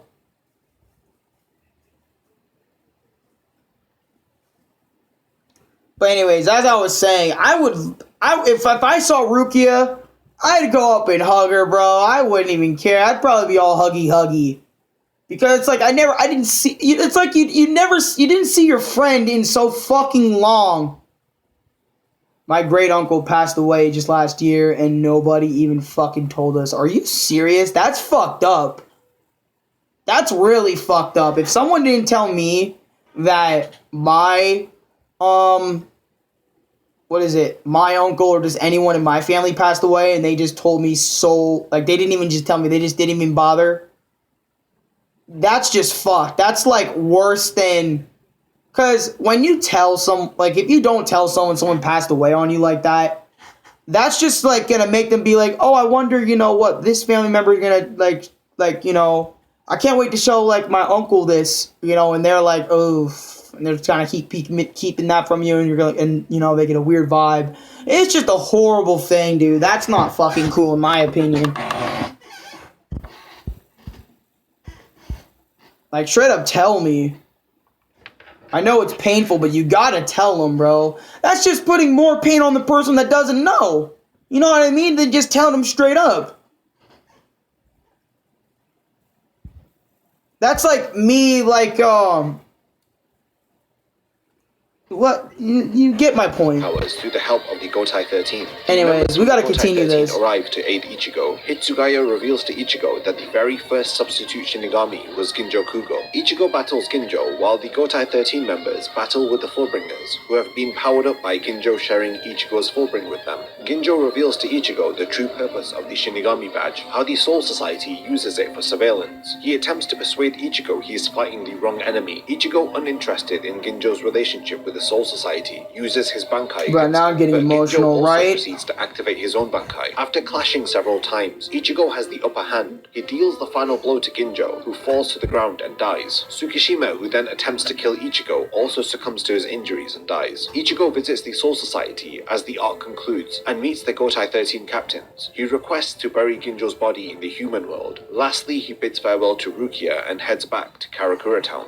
The Fullbring arc is a reboot and a return to the beginnings of the series. The only difference is that Ichigo has aged and he no longer can see ghosts. Ichigo's Shinigami badge is the only proof he has that he ever was a Shinigami. Ichigo says he never felt superior to others due to seeing spirits, nor did he want to help others through using this power. For the longest time, he just wished he couldn't see ghosts. His wish has now been granted. Rukia hasn't visited Ichigo during the 17 months since Aizen's defeat. Ichigo says he doesn't miss her and mentions the Soul Society very little after losing his powers. Ichigo's physical strength and abilities seem to remain elevated, as he is wanted by all the different sports teams at his school. His elevated strength and power are leftovers of Ichigo's days as a Shinigami. The theme of the Fullbring arc is loss, and how to deal with it. This theme constantly recurs throughout this arc, via Ichigo's pursuit to regain his powers. When Ginjo visits where Ichigo works at, he requests a background check on Isshin, also stating that Ichigo knows very little about his family, and Ichigo wouldn't be able to answer the questions that Ginjo is interested in asking about Ichigo's father. This is another hint at Ichigo's origins. Aizen did it previously, and now this new character is also hinting at the truth of Ichigo's family. Truth will play a major thematic role in the next arc of the series, and this is Kubo once again adding to his subtle hints throughout the series, leading up to it. See, and niggas say that Bleach is Bleach is a terrible story. Y'all niggas aren't just seeing it. Y'all niggas aren't seeing it. Niggas that hate it are just not seeing, like, where Kubo's putting the places of his story. I know everything what this guy is saying, pretty much, and I'm agreeing with him 100% on this. Arc. Ginjo casts doubt into Ichigo's mind about his father and family. This doubt is further fueled by Ichigo seeing Karin leave Urahara's shop and his father being away from home. Ichigo's friends and family can feel that Ichigo is concerned or bothered by someone or something. When Uryu is attacked, Ichigo's concerns are actualized. Ichigo, realizing that Uryu was attacked, presses for answers. Ichigo states if Uryu couldn't take on the foe alone, then it would be best to work together. Uryu refusing to answer is very significant and forms the final push for Ichigo to contact execution. Ichigo's frustration and powerlessness leads him to asking what is happening behind his back. Isn't there anything he can do to protect his friends and family? In his time of need, when everyone is trying to not burden him with worries, he turns to execution. Ginjo reveals to Ichigo that he has been pursuing him in order to help him regain his Shinigami powers. Ichigo is angered and confused by this. He wants to know what they are after. Who are these people in execution? Ginjo explains what Fullbring is: the ability to draw out the soul from tools and enhance the power of the tool or object by boosting it with their own soul. This ability is called Fullbring, and avid followers of the show. I also wonder what my dad was trying to tell me when he came in. Abilities Orihime and Chad have been using throughout the series. The Fullbring arc introduces us to Fullbringers who gain their power when their parents are attacked by a hollow. The traces of the hollow remain on the mother and end up dwelling inside her children. A Fullbringer's abilities resemble more of a hollow than a Shinigami. The execution members hate these abilities and want to be rid of them. They need Ichigo to become a Shinigami again so that he can remove these abilities from them by using his restored powers. Chad also joins execution. Honestly, I'd love my Fullbring powers. Fuck. In order to help Ichigo, Just saying, Chad is the first of his friends I'd have some form to power. tell Ichigo what he has observed after Ichigo lost his powers. He tells Ichigo that he knows he wants to fight. Chad knows Ichigo is hurt because he cannot protect the people around him. Ichigo is struggling with coming to terms with losing his powers. This explains why his friends and family are expressing concern towards him. Ichigo tries to hide his hurt, hide that he doesn't miss Rukia and the Soul Society, and hide his powerlessness. He is told not to hide it anymore by Chad, who tells him that fighting to protect those around him is who Ichigo is. When Ichigo learns the truth about Ginjo's intentions, and after being mentally tortured by Tsukishima's sadistic Fuck Tsukishima for mentally torturing Ichigo. At that moment, I wanted to beat Tsukishima's ass to a pulp. And that is no cap. I felt everything what Ichigo experienced, bro, during that fucking moment. And fuck everyone who says the Fullbring arc is a shitty arc, alright? Fuck that, it's a great arc. his friends and family, Ichigo breaks. Even if it can be summed up in such a short, like a little thing. Against him has only Ginjo left as a comrade. The sadness Ichigo is feeling in this situation is shown when Uryu arrives, and he questions what side he is on. When he shows his Quincy bow, Ichigo has sadness in his eyes, which Kubo conveys masterfully. Uryu revealing that it was Ginjo who attacked him shocks Ichigo. Laughing as he does so, Ginjo steals Ichigo's newly acquired Fullbring powers. This moment truly embodies hopelessness, powerlessness, and despair. The entire situation is cruel and purposefully crafted by Honestly, Ginjo instead of like They crying right intended there, for I'm not Ichigo gonna to feel lie. despair. Through Ginjo having Tsukishima use Book of the End on him, so that he could convincingly sell Tsukishima as the enemy, ensuring that Ichigo would not suspect Ginjo. Ichigo reveals, while his powers are being taken from him, that he wanted to regain his strength, but he had no path to fulfill this desire. For 17 months he was weak and powerless. He felt he could finally protect his loved ones once more with his own strength, and now in this single moment, his purpose, his desire, his meaning has been snatched away from him. The pain of betrayal, powerlessness, and 17 months of weakness take their toll. Even going in Zangetsu's world, just seeing it fall down, just fuck, he dude. succumbs to his tears and cries.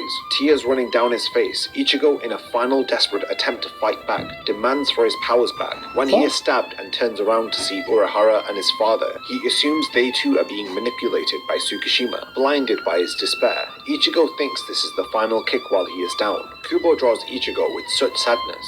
It is rare that we see an author totally break the morale of his protagonist to this extent. Like I said at the beginning of the Fullbring arc analysis, this arc is a return to the beginning of Bleach. And how could we return to where it started without Rukia? As his ability to see Reiatsu returns, he sees Rukia appearing, holding the sword he has just been stabbed with. Just like before, Rukia gives Ichigo power to protect once more. Emerging from the clouds, Ichigo appears as a Shinigami, but with Fullbring markings on his body. Up until this arc, Ichigo's hollow powers never translated into Fullbring, since his hollow powers developed in his Shinigami form. After Ichigo learned to call upon his hollow powers via Fullbring, while he was just a human, it allowed for his powers to become whole again. Once his Shinigami powers returned, his Hollow and Shinigami powers fused. Previously, Ichigo could only call upon his Hollow powers through donning a Hollow mask. Right. But now his Hollow or Fullbring powers have merged with his Shinigami powers. Now Which is why he can't use the mask during his Fullbring Bankai phase.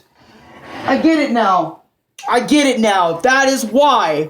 Which Sniper did explain to me earlier. I'm an idiot. Be complete. Remembering what Hollow Tensa Zangetsu stated previously, his Hollow and Shinigami powers were always one, and now they have finally been mastered and become one. Proof of this is shown by Ichigo's Fullbring markings. I'm probably gonna relax and chill out after stream though, because this video was long. This is our first meeting. You must be Yamamoto Ginurasai Shigekune, head captain of the 13 Court Guard squads. We are here to declare war. The 1000-Year Blood War arc is the final arc of Bleach. It is the only arc which is yet to receive an anime adaptation, so due to this, many fans dropped the series at this point. The final arc of Bleach was planned by Kubo from the very beginning. You're right, absolutely right, Kid Jump, you're absolutely right. The series was building towards, and how this arc concludes Ichigo's journey and the story of Bleach. The 1000-Year Blood War arc begins with the Soul Society Research and Development Department detecting that hollows are being destroyed. That gives me a chance to stream. You ain't wrong, Chris. Only one group could be responsible for this. The arc wastes little time as Ichigo's... Which... Give me a second. Give me a second. Oh shit, I got some emails? Give me a second.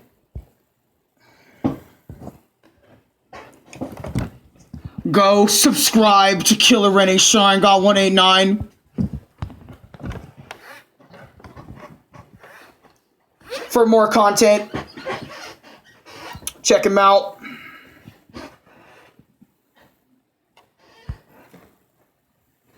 Alright. Now, back to the video.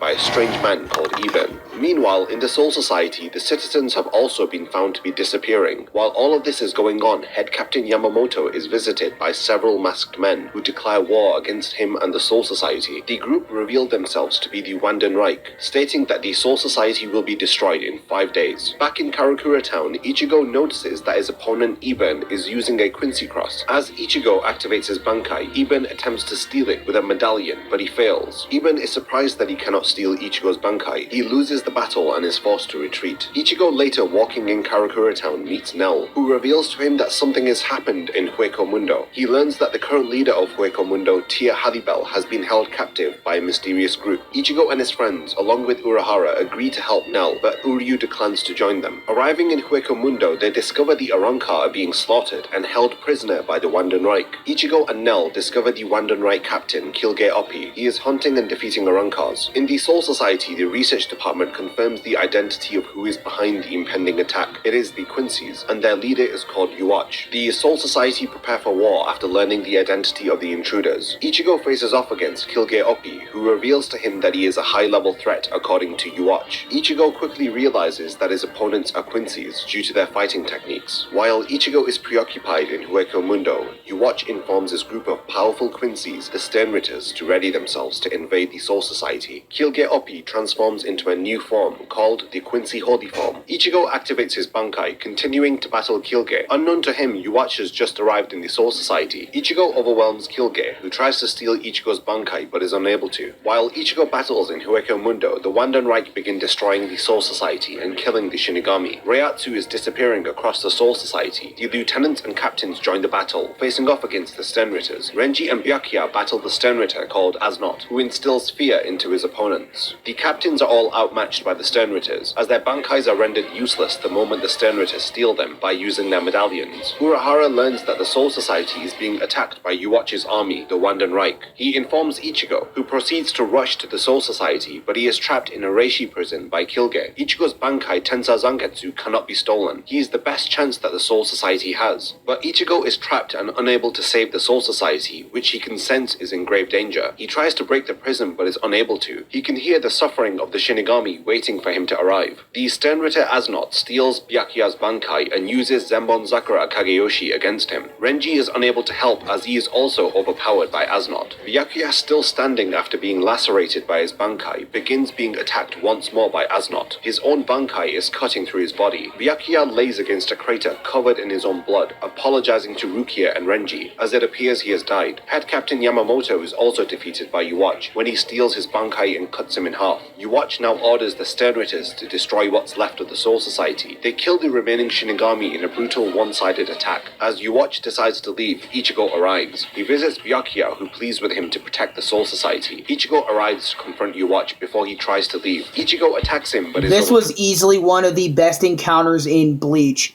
Hands fucking down. Ichigo meeting Byakuya.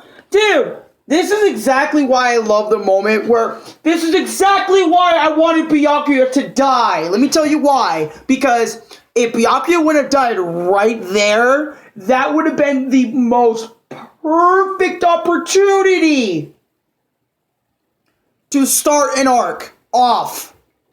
Like, start getting into the war off with one of your major characters dying like that. In the first part of the invasion. Oh! Like, take, Lulu's Crisis on Infinite Earths. I don't know why I'm talking about this, but in part 1 of the Crisis, Green Arrow died. One of the major characters in their verse. Correct? That would have been a great way to kill off a character. And since fangirls of Byakuya didn't like that, we got Byakuya back.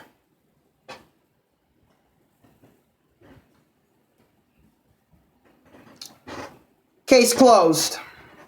Damn, good example, Ovi. I know, right? Oh, I gotta chill, bro. I gotta chill. I gotta chill. But anyways, that would have been a great example of how to kill off a character. I'm not saying I'm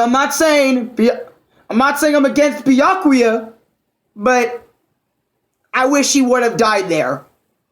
Because He literally brings nothing else to the story after that point. And pretty much he's just a walking... He's basically a character that overextended his time being in the story. My personal opinion. I'm a fan of Byakuya, but I wish he would have died. Boom, right there. Anyways, let's continue. You watch stabs Ichigo's neck, but Ichigo has blocked the strike with an advanced Quincy technique called Blut Vien. Ichigo is confused about the suggestion that he has Quincy abilities. You watch realizes that Ichigo doesn't know the truth about his mother. Hashwalt, the second in command within the Wandenreich, breaks Ichigo's Zanpakuto in half. As they leave, they promise they will be back for Ichigo. The aftermath of the assault results in Rukia and Renji in intensive care. Kenpachi and Byakuya falling comatose and may never wake up, and the death of head captain Yamamoto and countless Shinigami. The royal guard tasked to protect the Soul King arrive outside of the Seriete. They consist of 5 members who are stronger than all of the Gotai 13. And they all ended up getting off-screen, which pissed me off. Except for Ichibe. Ichibe is the only one that didn't get off-screen. Everyone else got off-screened. Which,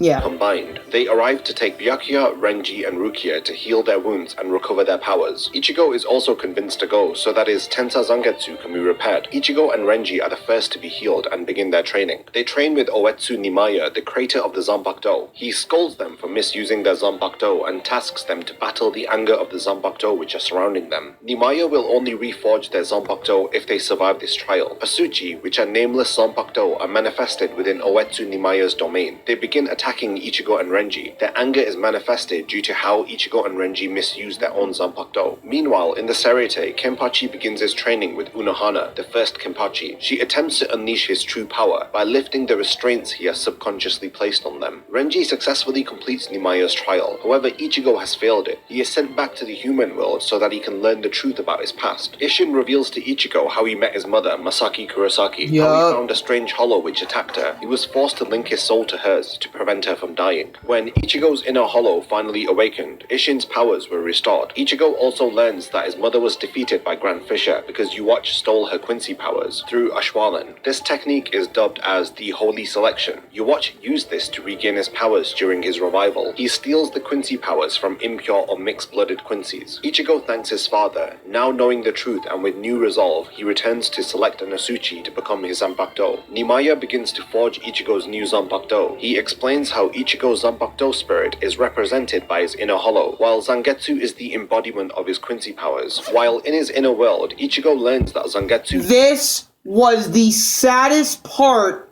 of Bleach for me. I actually cried here. Now, keep in mind why I cried.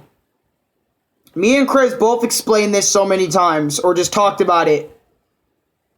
We both cried when White Ichigo was on his knee. Like, let me show you what I'm talking about. This scene where Ichigo's standing up, holding White's hand, while White fucking vanishes in the light. Like, just, like, black, like, he just vanished into, like, black ashes, bro.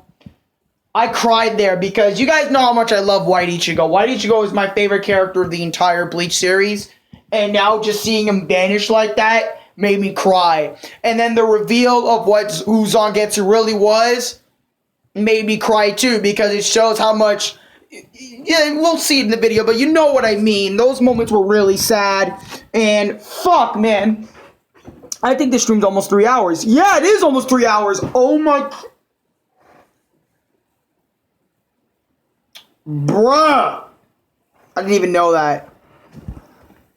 We're not even done yet. We're almost done, but we're not done yet. Anyways, let's continue. Actually, Yuwatch. He asks why Zangetsu lied to him this whole time. Zangetsu admits that he initially tried to prevent Ichigo from becoming a Shinigami, but he later began to support Ichigo due to his growth and development. Zangetsu grants Ichigo permission to acquire his true Zanpakuto. Ichigo combines a part of his soul with the Asuchi. In his new form, he has 2 swords, and he realizes that the 2 swords represent his hollow and his Quincy powers. Meanwhile, Uryu is revealed to have joined the Wandenreich. Yuwatch also announces him to be his successor, as he is the only Quincy Quincy to have survived Ashwalan, Rukia and Renji continue their training with the Royal Guard. We also learn that Byakuya has recovered from his injuries. Everyone seems to be preparing to defeat the Wandenreich in their next encounter. Suddenly, the Sarite is covered in a shadow, and it is then replaced entirely by the Wandenreich city made of ice. The 1000-year Blood War arc deals with the theme of truth, whether if this is the truth behind You Watch, the Quincy's and their goal, or the long-awaited truth behind the origin of our protagonist Ichigo Kurosaki. The final arc of Bleach begins with a massacre, introducing us to new characters who make their entrance by destroying the Soul Society. You Watch, their leader, was spoken about as a legend amongst the Quincy's, referring to him as their sealed king, whom after 900 years of imprisonment would regain his heartbeat. After 90 days his intellect will be restored. After 9 years he would absorb the power of the impure Quincy to regain his power. When You Watch is revived, he reveals there is one final verse to his Emperor's song. After 9 days, the sealed king would reclaim the world. You Watch aims to conquer the Soul Society, hoping to return the world to its prior natural state, the state before the Shinigami placed the Soul King in control of the balance of the world. You Watch wants to merge the different realms of the world into one and rule over them. When Ichigo first meets You Watch, his anger overwhelms him. Upon learning that You Watch is the enemy's leader, he strikes towards him, but he is easily subdued. Ichigo's Quincy powers are activated earlier than You Watch would have liked, as a result of Ichigo battling the pure-blooded Quincy Kilge Oppi. The memories within his Ryatsu awakened Ichigo's Quincy powers. You Watch confirms this once more by saying that Kilge's prison was made to seal enemies, not Quincy, hence why Ichigo was able to break out of it. Ichigo, while imprisoned, must have released his Ryatsu to its very limit, desperately trying to escape. His body must have absorbed some of the surrounding Ryatsu to compensate for the loss. However, Kilge's Ryatsu must have reached within the depths of Ichigo's soul to draw out his latent Quincy powers. The truth behind Ichigo's past and his family finally begins to unravel. Seeds which have been planted from the very beginning of the series all lead up to this final arc. You Watch really angers Ichigo when he mentions that he knows nothing about his mother. Rukia thanks Ichigo for returning to protect. Oh, if someone said that to me.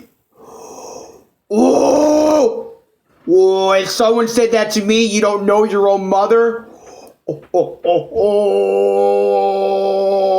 Dude, he would not even. Ooh. What's up, bro? Right, bro. Those are beyond fight words for me, bro.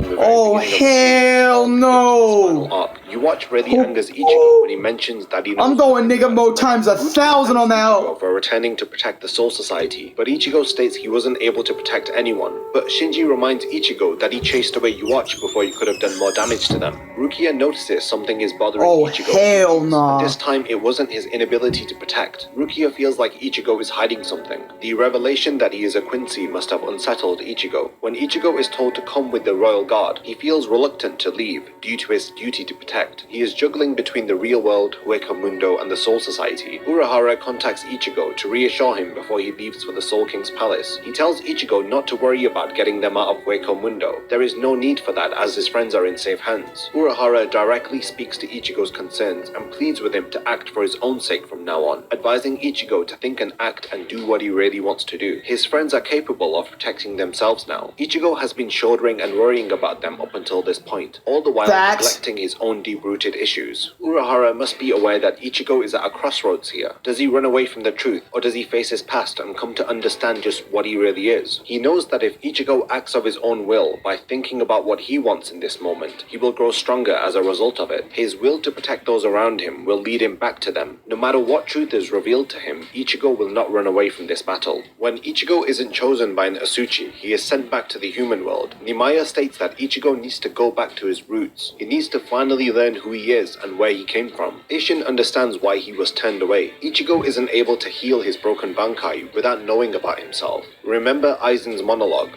You are a human and we finally learn from Isshin what Ichigo truly is. Ichigo's mother is a Quincy. He is a human and a Quincy. Isshin had linked his Gigai to the hollow which attacked and became a part of Masaki. The hollow was passed down to Ichigo, but the hollow was awakened when Ichigo went to the Soul Society. Isshin was unable to contain it with his Reiatsu alone. Isshin's Shinigami powers returned as the bond between his Gigai and the hollow was broken. Now Ichigo knows about his past and where he has come from. Isshin then provides Ichigo with his resolve. Masaki Masaki was a pure-blooded Quincy before she was tainted by a hollow. She had Blutveen, which is a Quincy defensive ability. Ishin explains how Masaki should have defeated Grand Fisher very easily considering her ability, but despite this she was killed. 9 years ago, Yuwatch unleashed Ashwalin. He stole the abilities of impure Quincy. Mixed-blooded Quincy are weak to begin with, so Ashwalin results in their death, which is how Uryu's mother died. Masaki was, however, only rendered powerless by Ashwalin. She was unable to fight the Grand Fisher and died in battle protecting Ichigo. Yuwatch is the father of the Quincy. His blood runs through the veins of all of the Quincy, hence why he is able to use such a technique. Typically, Ichigo would waver in his resolve here and feel despair upon learning the truth, but in this instance, Ichigo shows his growth and maturity by accepting the truth. Ichigo thanks his father, and with renewed resolve, after finally learning the truth to his past, Ichigo heads back to reforge his Zanpakuto. After Ichigo is brought back to Nimaya, he notes that Ichigo looks more determined than before. This time, all of the Asuchi kneel before Ichigo, willing to accept him. Previously, he was rejected by all of them. Before Ichigo can have his Zanpakuto reforged, he must say goodbye to Zangetsu. Ichigo learns that the reason why his Asuchi became white the moment he touched it was because his inner hollow was his Zanpakuto spirit all along. The hollow which attacked Ichigo's mother, Aizen called it white. It was created from the souls of many Shinigami. White entered Ichigo's soul and fused with his own natural Shinigami powers, thus becoming his Zanpakuto. Ichigo now learns that the Zangetsu that he knew up until now has been masquerading as his Zanpakuto this whole time. Revealing yet another truth to Ichigo, he enters into his inner world to confront Zangetsu. Nimaya helps Ichigo to identify Zangetsu's true identity. This whole time he was in fact Yuwatch. He was not a representation of Ichigo's Shinigami powers, but in fact he was representing his Quincy powers. The form that this imposter has taken is Yuwatch's from 1000 years ago. Ichigo finds it difficult. Same here, by the way, Chris, same here. The first time he saw Yuwatch, he couldn't help but to feel like he had seen those eyes before. They reminded him of someone else. That someone else was of course the imposter who resides within Ichigo. Ichigo questions if everything he was told up until this point was a lie. Is he an ally or an enemy? Young Yuwatch tells him that he is neither his enemy nor his ally. He also tells Ichigo he has never lied to him, except for the name he told Ichigo to refer to him as. He reminds Ichigo whenever he saw him teaching how to use his Zanpakuto, his inner hollow was always present, aiding him. When Ichigo couldn't use the full strength of his Zanpakuto, it wasn't young Yuwatch who aided him. His inner hollow always manifested when Ichigo's life. I always tell this to niggas.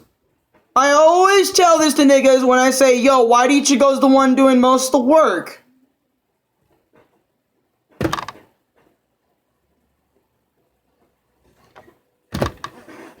But niggas wanna disagree. Was in danger. Ichigo's Shinigami powers were suppressed by young Yuwatch. He never wanted Ichigo to become a Shinigami. But young Yuwatch, I mean, I'm not saying young Yuwatch didn't do totally nothing, but let's just keep it at this. White did like 70%, while while Quincy powers did like 20%. Let's give it that. Ichigo. He didn't want him to enter into battle to feel pain and suffer from injury, to the extent that he would have killed Ichigo if he... Now, I'd say Quincy did 30%. But as White did 70%. Saw Ichigo overcome every injury and painful encounter, his heart began to waver, eventually supporting Ichigo's pursuit for his Shinigami powers. He found himself supporting Ichigo's will and his desire instead of his own. Ichigo realizes he was never lied to by his inner hollow or young Yuwatch. When Ichigo needed help, he lent Ichigo his Quincy powers. When Ichigo had no strength left to win, young Yuwatch helped him. Most recently, he used his Quincy powers to stop Ichigo's blood from flowing by using Blutveen against Yuwatch. Young Yuwatch steps aside and happily allows Ichigo to fight with his true power. No more are Ichigo's powers being suppressed. Now his true Zanpakuto is revealed to him. Ichigo says to himself he considers young Yuwatch and his inner hollow to both be Zangetsu, wielding two blades. Ichigo will now no longer ask young Yuwatch to lend him his power. He won't tell his inner hollow to get out of his way, and neither will he ask them to fight together with him. As Urahara said before, and Ichigo now says for himself, Ichigo will now fight for himself. Having the truth revealed to him, Ichigo now stands ready to protect the people around him, but this time with his own power. Again, which a lot of niggas don't stand about Ichigo's character. This is the character arc of Ichigo perfectly concluded. Through acceptance of his past and who he is, Ichigo is able to channel his spirit into two blades and face Yuwatch once more. With the Serete now replaced by the Wandenreich city, the second assault begins. After completing their training, the Gotai 13 begin facing off against the Stenritters. Through Urahara's research of Kilge's medallion, he is able to return the Bankai to the wielders who had it stolen from them. As the battle between the captains and Stenritters continue, Ichigo contacts Urahara. His training is finally completed. Urahara informs Ichigo of the events taking place as he leaves the Soul King's palace. Rukia and Renji arrive in the Wandenreich city to help the Gotai 13. Rukia battles Asnot, who attempts to induce fear into her as he activates his Quincy holy form and induces fear into Rukia through her optic nerves. Byakuya arrives and destroys Asnot's wall of fear-inducing eyes. Rukia enters into a Bankai to deliver the final blow to Asnot, defeating him. Kenpachi also arrives on the battlefield to face off against the Stenritter Gremmy. Kenpachi defeats Gremmy by showing his true strength, which tears Gremmy's body apart as he realizes there is nothing as strong as Kenpachi. A group of female Stenritters begin to attack Kenpachi after his battle with Gremmy. Ichigo suddenly arrives. They're all pussies. All those chicks are pussies. Literally attacking a man that can't even defend himself. Pussy. Pussy move. I'm just saying. He heads to Kenpachi to rescue him. Meanwhile, Yuwatch begins preparing to enter the Soul King's palace. When Ichigo arrived into the Wandenreich city, he broke the barriers between the city and the Soul Agreed, King's Kid palace, Jump, so it made it agreed. easier for Yuwatch to invade the palace. The Shinigami arrive to stop the Stenritters, while Ichigo rushes to Yuwatch to stop him. Ichigo trying to stop Yuwatch is attacked by Uryu, who chooses not to tell Ichigo why he has sided with Yuwatch. Yuwatch, Hashwald, and Uryu make their way over to the palace. Ichigo is saddened by Uryu's apparent betrayal. However, Chad persuades Ichigo to follow Uryu to the Soul King's palace. Urahara begins preparing to send them to the palace to confront Yuwatch. The royal guard Damn, my greet body's Yuwatch and hurting. company, attacking them to protect the Soul King. However, their attacks seem to be ineffective against Yuwatch. Yuwatch absorbs the power of the remaining Stenritters in the city below by using Ashwalen. The Gotai 13 realize that the Soul King's palace is in danger. The royal guard Dang, I need also to- seem to be proving no match Wait, for no Yuwatch. way. The Stenritters invading the palace. I was saying, it Yuwatch can't be then activates 6. his It's ability gotta be called fucking- the Almighty, which blows Ichibei, the leader of the royal guard, to pieces. Ichigo and company finally arrive. By the way, to it's a stop joke. Yuwatch, Grandma's but as they arrive, like the Yuwatch trophies. stabs the Oh, I Soul King. see. Ichigo attempts to remove Yuwatch's sword from the Soul King, but his Quincy blood controls him to cut the Soul King in half.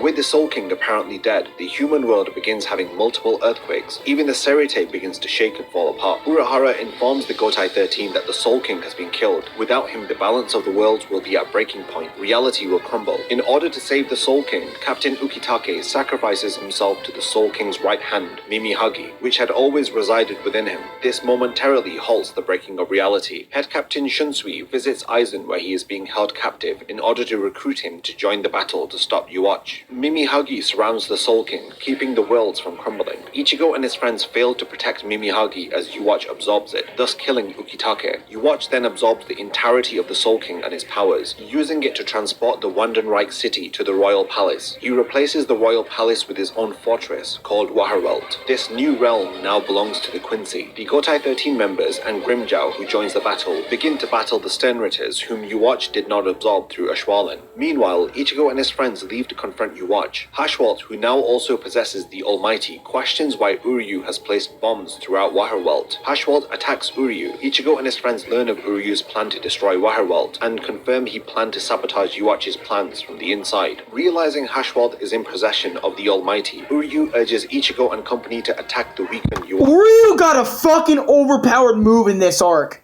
I don't know what it's called, but it's where he can take all the... Like, let me tell you, if he can tank the damage...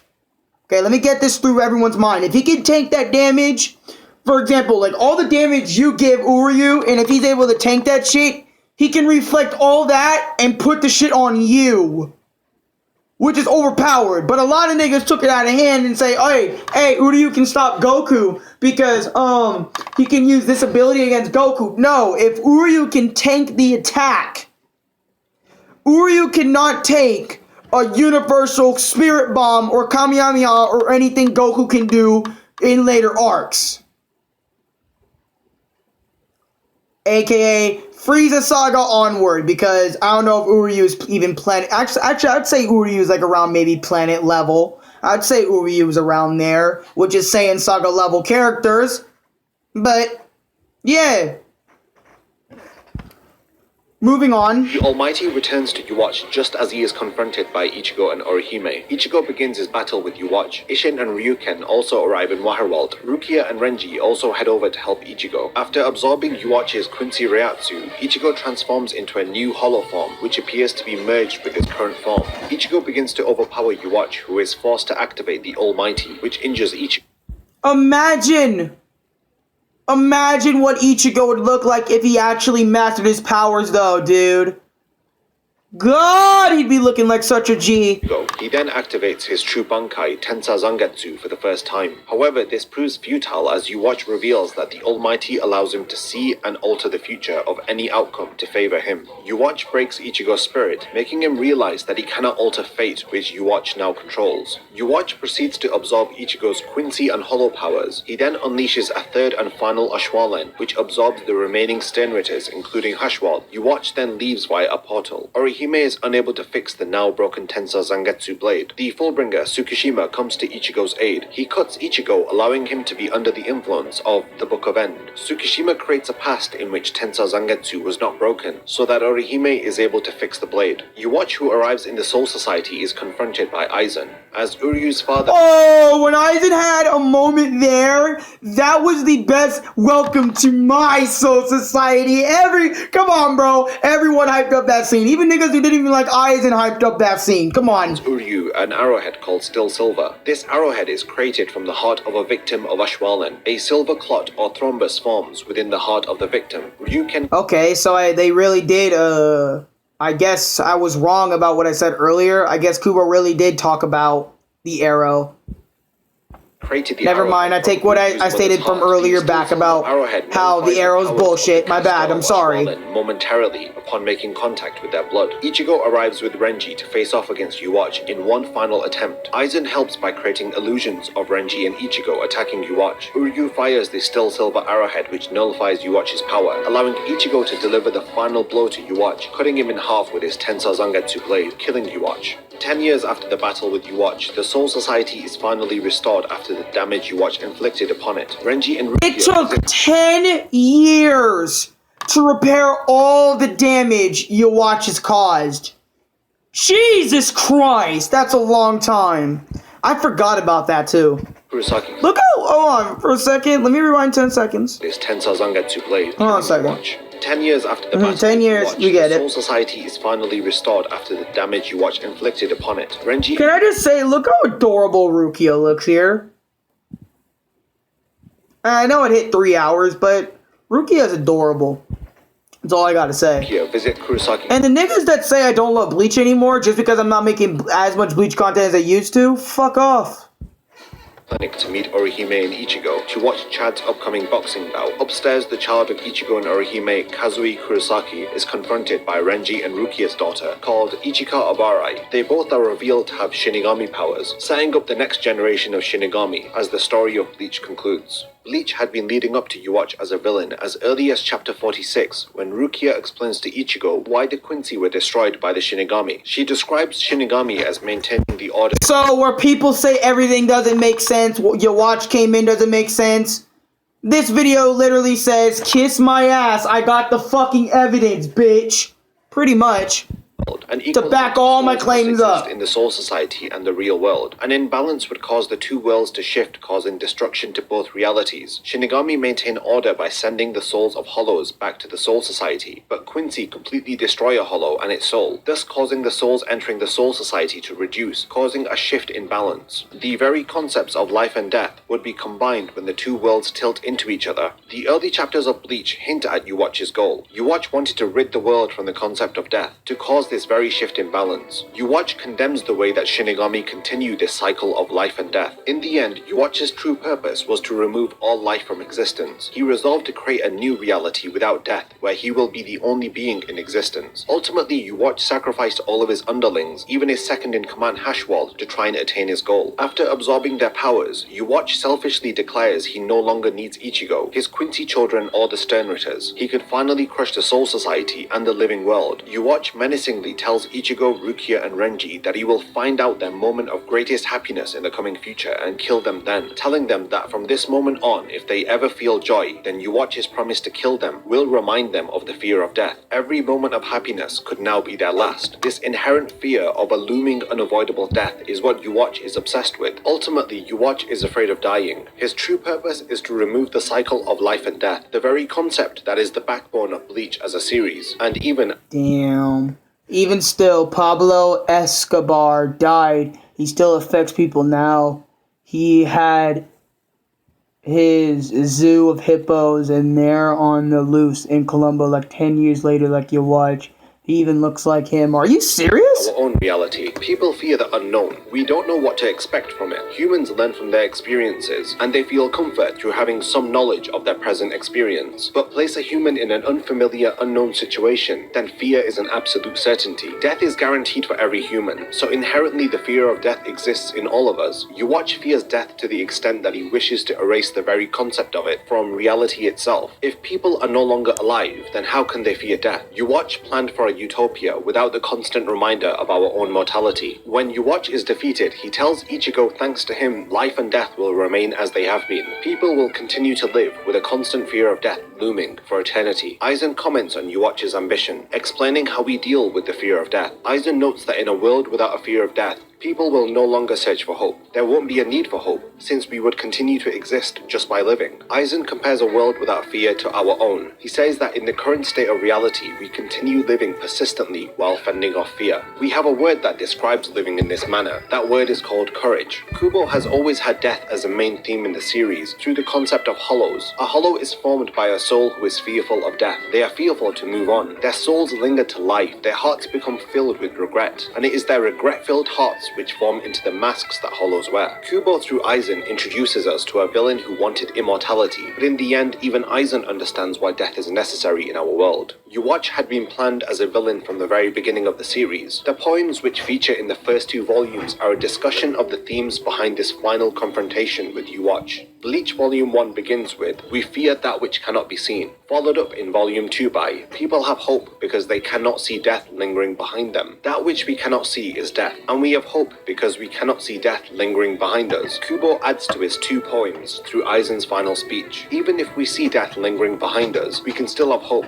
through courage to face our own mortality head on, and to choose to continue living without the fear of death consuming us. For Ichigo and his friends, they too continue living with courage, and so do we, not allowing a fear of death to consume us like it did Yuwatch. A Shinigami purifies or bleaches the darkness within the heart of a hollow, allowing them to accept death. Thus, the story of Bleach as a whole leads up to a finale which allows us to face our own fears and acceptance of death, and it is only through courage that we live on persistently with hope. Kubo concludes his series impactfully. It has emotional weight because it is something so raw and real. We all have to face death, but our fears of death are bleached by Kubo's writing, and his answers to how we deal with such fears.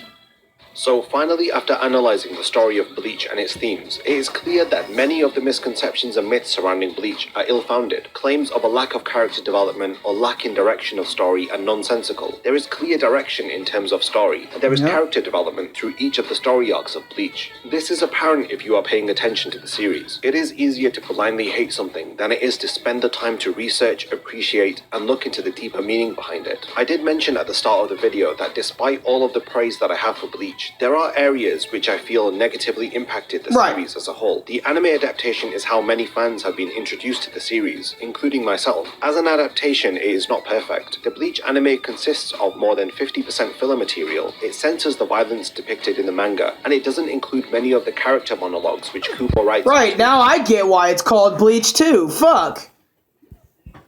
Manga. For this video, I read the entirety of Bleach in its manga form. It has helped me to have a more profound understanding of Bleach and Kubo as a writer. When the anime ended, many didn't continue to read on to the 1000-Year Blood War arc. Which I did continue I have loved the series in its manga form, but I do critique the finale as feeling rushed. It is a well-known fact that Kubo had many health issues during the serialization of Bleach, but despite these, he delivered fans the ending of Bleach that he had intended from the very beginning. Even if it was a rushed ending, it is how he wanted to end it. I would have loved to see more fleshed out battles between the Gotai 13 and the Sternritters, and a longer battle against Yuwatch in the finale, helping it to feel less anticlimactic. All of these requests, however, feel selfish, because Kubo is an author who has delivered a chapter each week for 15 years for his fans. He even deteriorated his own health so that we could read Bleach up to where it ended. He could have ended it sooner or gone on hiatus, but Kubo continued, and for that, he deserves our respect.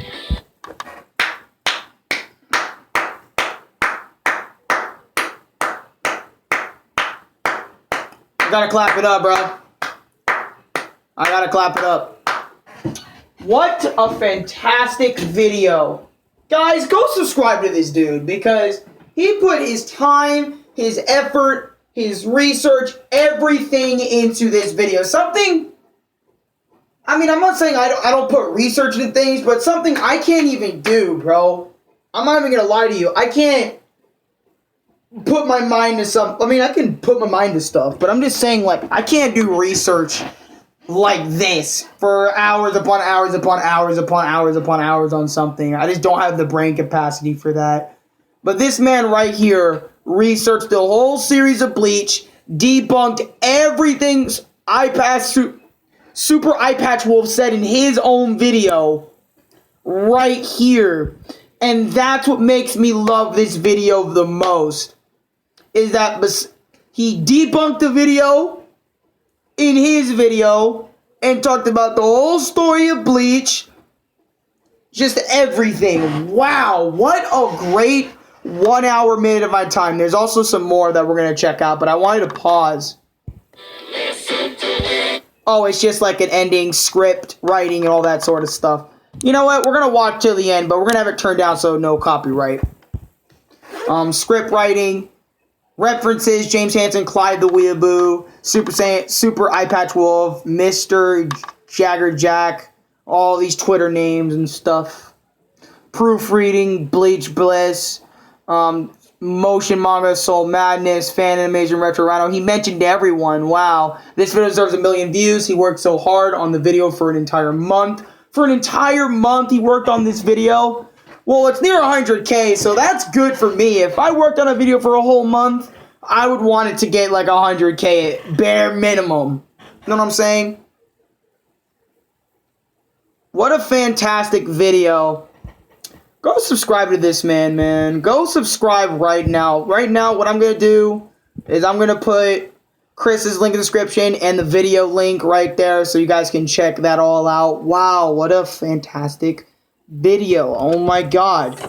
Hold on a sec. Let me do that, guys.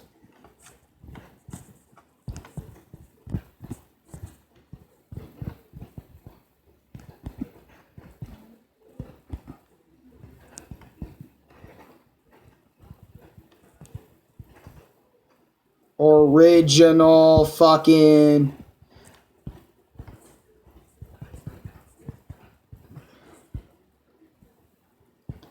I got you. I still can't get in contact with Lucy. I'm kind of worried, bro. I can't get into contact with him either. I have it, his Discord name is I'm sorry. Oh, shit, he changed it to that? Are you serious? Uh-oh, he's going through something, bro.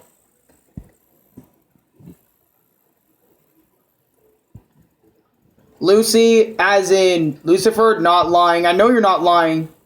Wait, that's him? Hold on, I'm going to put Chris's description in here too.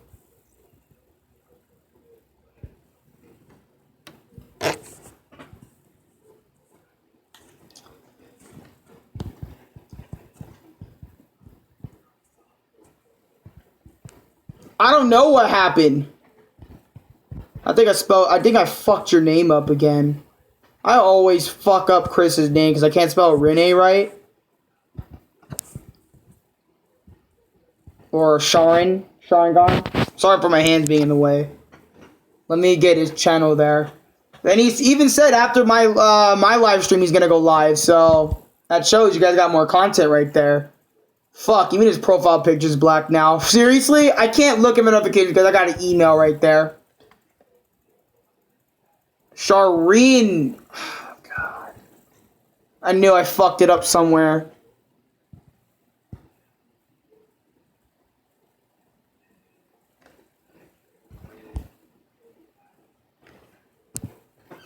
Shireen gone.